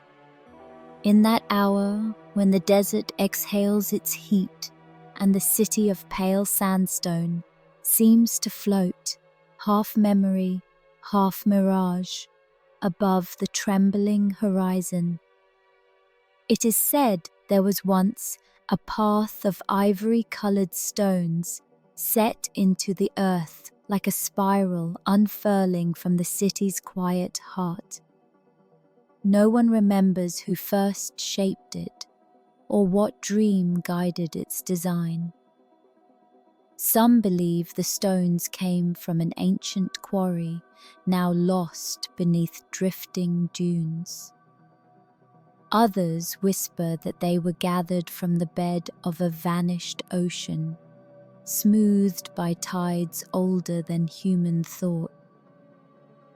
But all tales agree on this. When night fell, the stones glowed, softly, almost shyly, as though they held a small ember of the sun inside each polished face.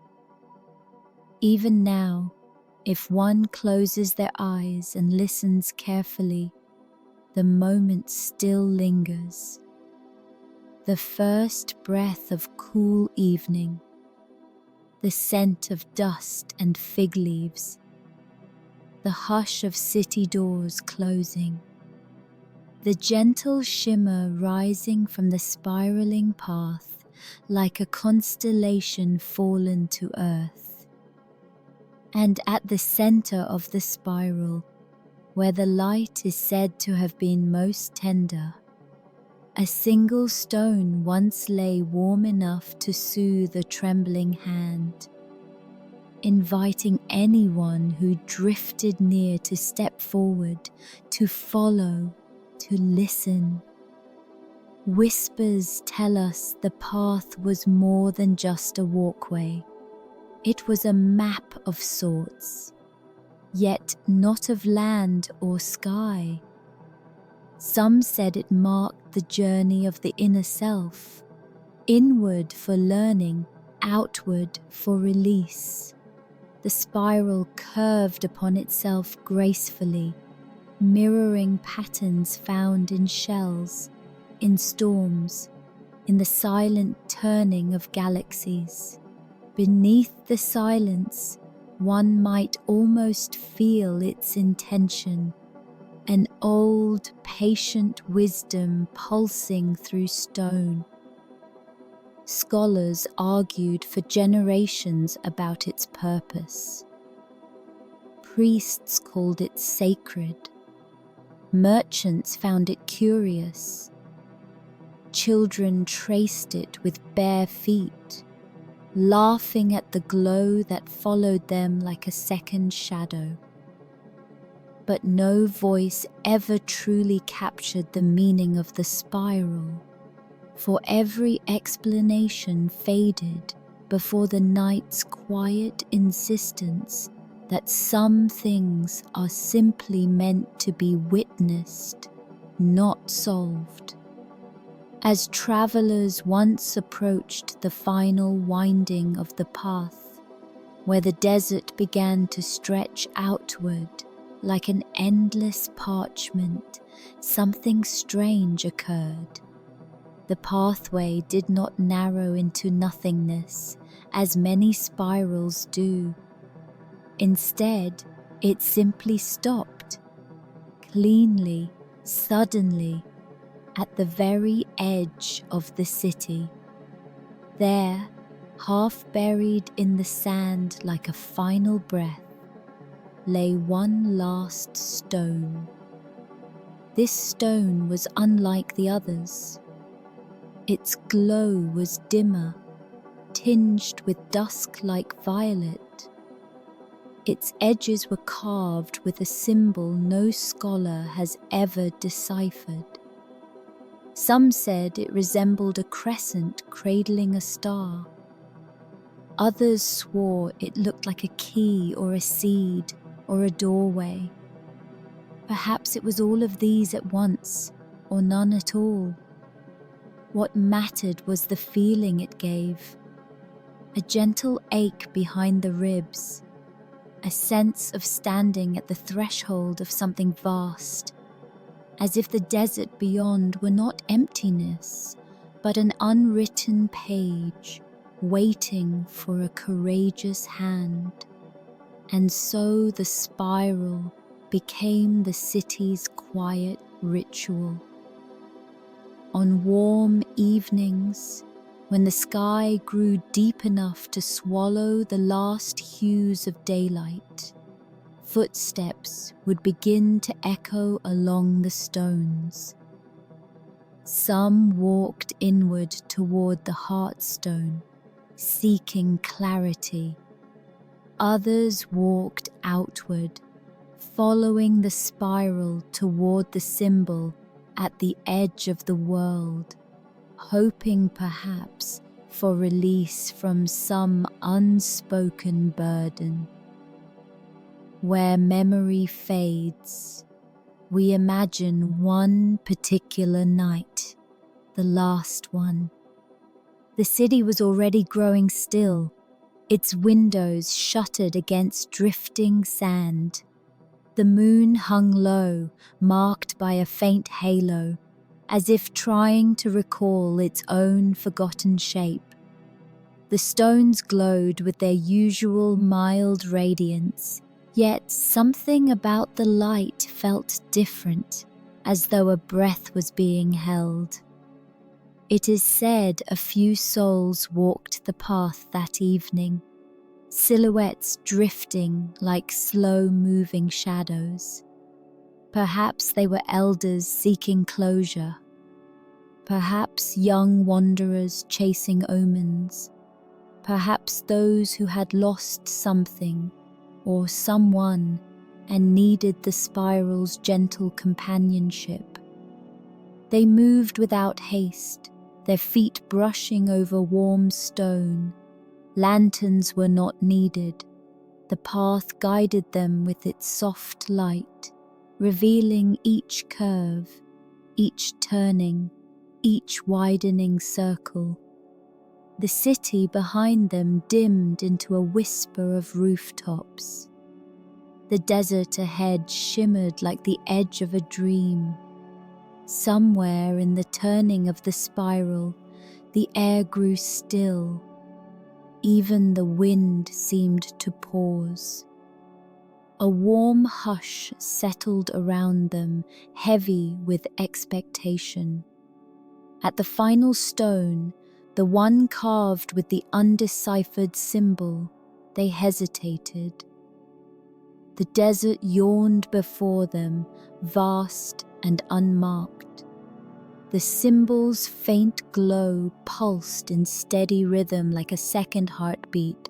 One traveler knelt, another placed a hand upon the stone. Their breaths mingled with the night, and in that small, suspended moment, something passed between them and the path. Something too soft for words, too ancient for memory. Some say the stone grew warmer, others that it flickered like a lantern before final extinguishing. Some even claim the symbol shimmered briefly, as if trying to speak. But in all stories, the moment holds the same tender truth. The spiral was not meant to lead somewhere. It was meant to lead inward, to a place where silence becomes a guide, and then outward again, toward the edge of understanding. What lay beyond? No one ever agreed. Perhaps the desert was simply desert. Perhaps there was once a gate of light, now lost to shifting sands. Perhaps the travelers carried that final answer home within themselves, knowing it could never be said aloud. All that remains certain is this. The next morning, the spiral was no longer whole. Some stones had sunk into the soil. Some were dusted over by sand. Others no longer glowed, their gentle warmth spent.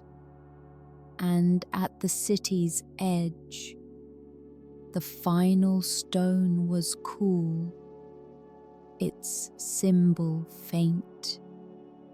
The path's soft radiance, once so reassuring, seemed to sleep deeply, as if waiting for a night that would never come again.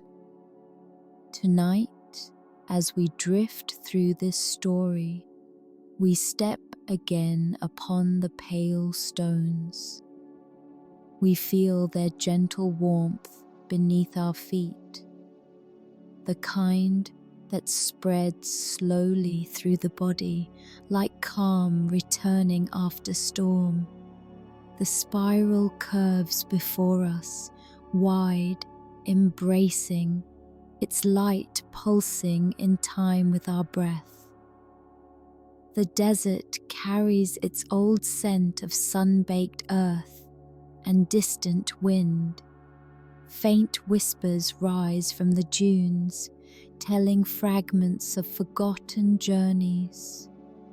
Some believe the spiral never truly ended, that the final stone was simply a marker, a reminder that every path dissolves into mystery, that some voices only echo when we are ready to listen. We follow the curve outward, our steps slow, measured, like tracing the edge of a dream that must not be startled. Each turn widens the night around us. Each stone glows a little softer. The city behind us fades into a blur of dim lanterns. The desert ahead hums with possibility, and then there it is, the last stone, the undeciphered symbol, a quiet question cut into ancient surface. We do not solve it, we do not try, we simply place our breath upon the moment, in, out, slow as drifting sand. Perhaps it was never meant to be understood. Perhaps it was only meant to be felt. The spiral dims, the wind stirs, the warm glow beneath our feet dissolves back into the earth like memory returning to sleep. And at last, the path that ended in light becomes only silence. A faint shimmer beneath drifting grains, a quiet invitation lingering at the edge of consciousness. Somewhere, someone may still be following that pale glow across the dark. Perhaps tonight, that someone is you.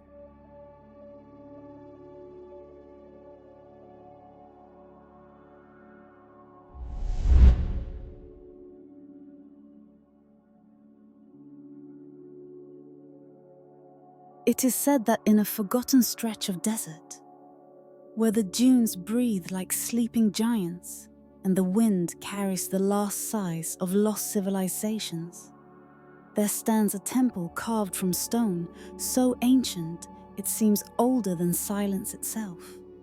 Its entrance is framed by two pillars etched with spirals worn almost invisible, as though sand and time have been conspiring for centuries to veil their meaning.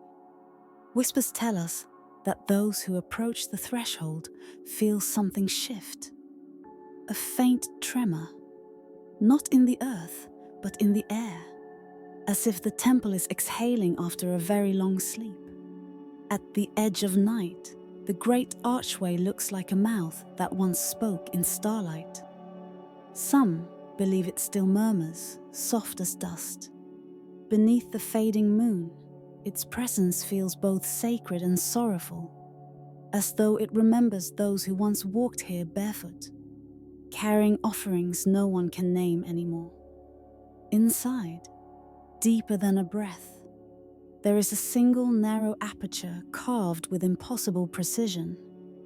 Through it, morning enters like a pilgrim, a thin golden blade slicing through darkness, seeking only one small circle on the floor where the light touches down like a blessing.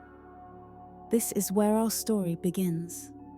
When one steps across the threshold, the temperature changes. The desert heat dissolves. The air becomes cool, ancient, almost tender. It is the coolness of stone that has held its breath for centuries. Stone that remembers incense, footsteps, prayers long dissolved into dust. Some say the incense still lingers. A faint suggestion of resin, of sacred herbs once burned in bowls of hammered bronze. Perhaps it is only imagination, or perhaps the temple prefers not to let go of its own memories. In the darkness, the walls stretch upward, high enough that your voice feels afraid to rise. Patterns carved into the stone rise and fall like forgotten constellations. Spirals, echoes, lines that mimic the path of a river, though none has flowed here in 1,000 years. And in places, the carvings fade, swallowed by shadows that seem to move with a life of their own. For at night, the temple belongs to them. Some visitors claimed, and in hushed tones shared around distant campfires, that the shadows did not behave like ordinary darkness. They stretched with a patience that felt deliberate, as if reenacting rituals older than human hands.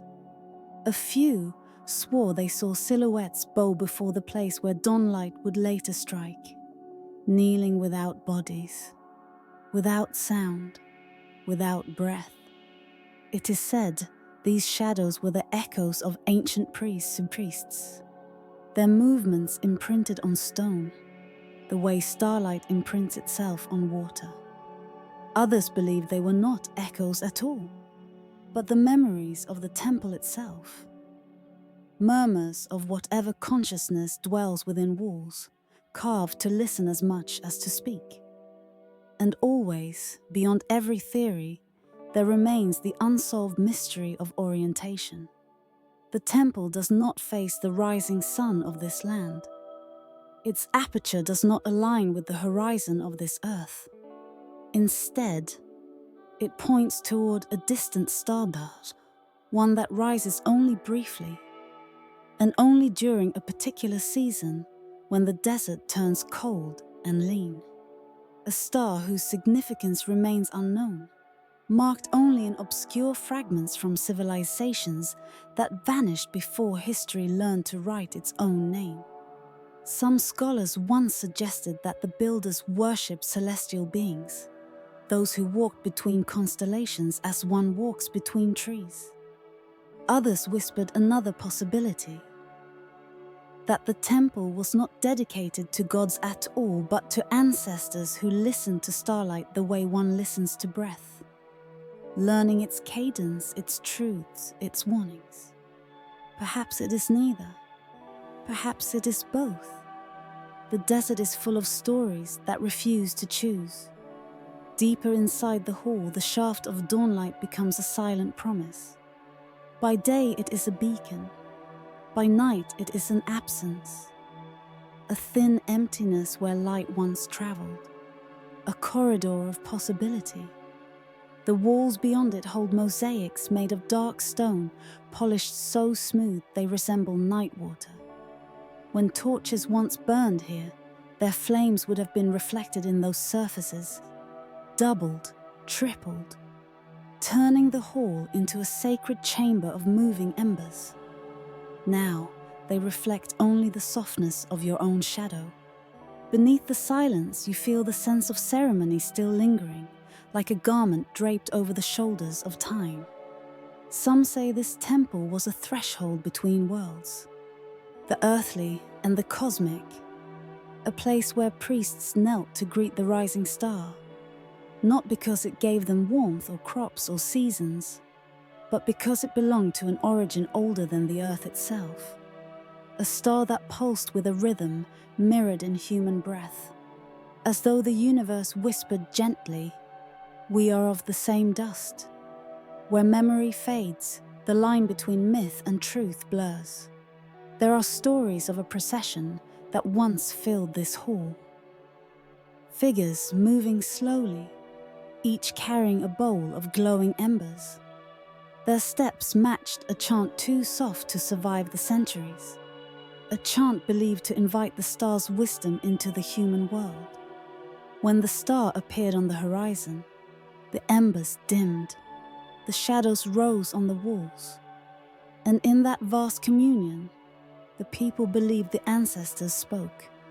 Even now, if one stands perfectly still in the center of the hall, some swear they can feel the faintest vibration, not a sound, not a breeze.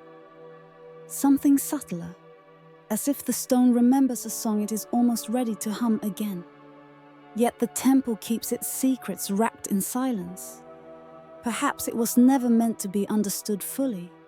Perhaps knowledge, like light, comes in narrow beams. Night moves through the corridors like an old caretaker, brushing each wall, stirring each shadow. And we walk deeper, guided not by sight, but by the quiet rhythm of the place. The rhythm of a structure that aligns itself not with the sun that rules our days, but with a star whose voice can only be heard in dreams. Eventually, as all nights do, this one begins to loosen its grip. The darkness softens, withdrawing gently like water returning to the sea. The first whisper of morning gathers outside, faint, pale, unsure of its own courage. Inside the temple, the shadows sense it. At first, they simply tremble, their edges blurring. Then they begin to shift, folding inward like cloaks being gathered. They retreat slowly, solemnly. Following some ancient ceremony no living being has ever witnessed fully. When dawn finally arrives, not abruptly, but shyly, with the tenderness of new breath, a thin blade of golden light enters through the aperture. It slices through the air, illuminating a trail of floating dust. It touches the floor with the delicacy of a blessing. And for a moment, the temple seems to inhale. The shadows kneel. They draw back, lowering themselves as though honoring something no longer present, or perhaps something yet to come. Some say they kneel in reverence to the star that guided their builders. Others claim they kneel to morning itself, acknowledging that even in darkness there is a promise of light. Or perhaps they kneel to memory, to the echoes of all who passed through this place, to the silence that shaped them, to the stories they guard. When the light strengthens, the shadows thin to nothing. They slip into the cracks of stone, into the folds of history, into that quarter realm where unspoken things sleep. The hall becomes still, and you stand there, breathing softly, as the sun begins to warm the ancient floor. You feel the faint echo of what once moved here, a ripple of reverence, a lingering whisper, a sense that something watched you with a patient kindness. Some voices only echo when we are ready to listen. Perhaps this temple, aligned with a distant star, has been waiting not for understanding, but for the simple grace of presence. Perhaps its greatest secret is not celestial at all, but the way light and darkness speak to each other in this place, learning to share the same silence.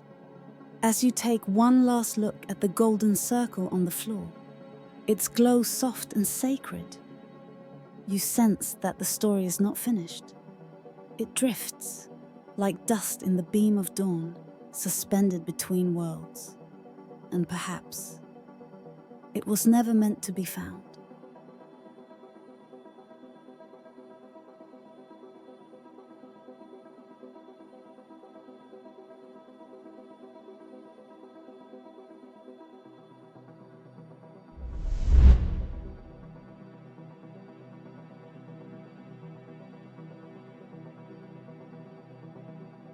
It is said that in the far reaches of an ancient desert, a place where maps once trembled to mark their lines, there stood a city that dreamed more deeply than any living kingdom. A city whose walls shimmered not with gold or power, but with a quiet awareness, as though each stone carried within it a memory the world had long forgotten. On the final evening before silence descended, the sky above it was a pale vessel of fading roselight, and the horizon lay soft and trembling, like the surface of a shallow sea. No alarms rose, no hurried footsteps scattered through the plazas. Instead, a strange calm, soft, luminous, and almost tender, rested upon every narrow street. Whispers tell us that the city knew what approached. Some claim its towers sensed the shifting of the wind before any living ear did. Others believe that the city's final dream had already begun. A dream so wide and so ancient that even the sun lingered a moment longer, hesitant to leave the world in darkness. And so it began, the last breath of a place suspended between existence and forgetting. In forgotten corners of the earth, there are stories of cities that do not fall but fade. Cities that choose stillness over ruin and dream over despair. This was one of them. As twilight deepened, artisans gathered in the half-lit workshops where they had spent their lives coaxing beauty from clay and copper. They polished their final creations. Bowls etched with spirals recalling ocean currents. Lanterns marked by star patterns no scholar could decipher. Small figurines shaped after animals that walked the earth before recorded time. Perhaps they knew no hands would ever hold these objects again. Perhaps they believed someone someday would uncover them, brush the dust aside, and remember. But no trace of worry found their faces. Their movements were slow, gentle, ceremonial, as if each object required not perfection, but farewell. Nearby, in open courtyards roofed by the sky, children gathered around shallow bowls of trembling water. They watched the rising moon reflected upon the surface, a pale coin drifting in liquid darkness. Some dipped their fingers into it, sending ripples across the face of the moon, laughing softly as though sculpting starlight. Others sat in silence, simply observing, as though they were listening for a message carried across time. It is said that, on that night, the moon hung lower than usual, as though it wished to see the city's final dream more clearly. Elders sat at the thresholds of homes carved from stone and sand. Their silhouettes were still and wide, like ancient trees rooted in memory. Their voices were thin but steady, whispering blessings into the wind. They spoke not of endings, but of passage, of doors opening into unseen realms, of journeys that required no footsteps, only surrender. Some murmured prayers, some traced symbols in the dust, spirals, crescents and circles intersecting like paths, crossing in a forgotten sky. Others simply breathed, offering their last exhalation to the city that had carried them through a lifetime. Beneath the silence, a subtle contradiction pulsed. Was this a final hour, or a transformation into a place where the world's noise could no longer reach? No one could say. Perhaps no one wished to. As the night deepened, the city's breath slowed. Lanterns dimmed along the walkways, their flames shrinking into thin threads of gold until they looked like distant stars. The paved streets glowed with the last memory of daytime heat, radiating soft warmth beneath bare feet. Archways cast gentle crescents of shadow upon the walls, and corridors, once filled with footsteps, lay open and serene, waiting for the arrival of something ancient and invisible. The listener, you, drift through these spaces as though carried by the city's final exhale. You pass wells carved with faded runes. You pass murals half dissolved by wind and time, their pigments whispering of forgotten seas and celestial migrations. You pass stairways leading upward to rooftops where astronomers once mapped the heavens, believing the stars were not distant suns, but living messengers. Every step feels like moving through someone's memory, a memory too large to belong to any single person, and too quiet to be spoken aloud. Beneath the hush, the city's dream grows deeper, In one open hall, you find long, thin banners suspended from towering pillars. They drift slowly, despite the absence of wind, as if responding to music that only dreams can hear. Their colors, muted bronze, faded red, dusk blue, seem to pulse faintly, like the heartbeat of an ancient creature.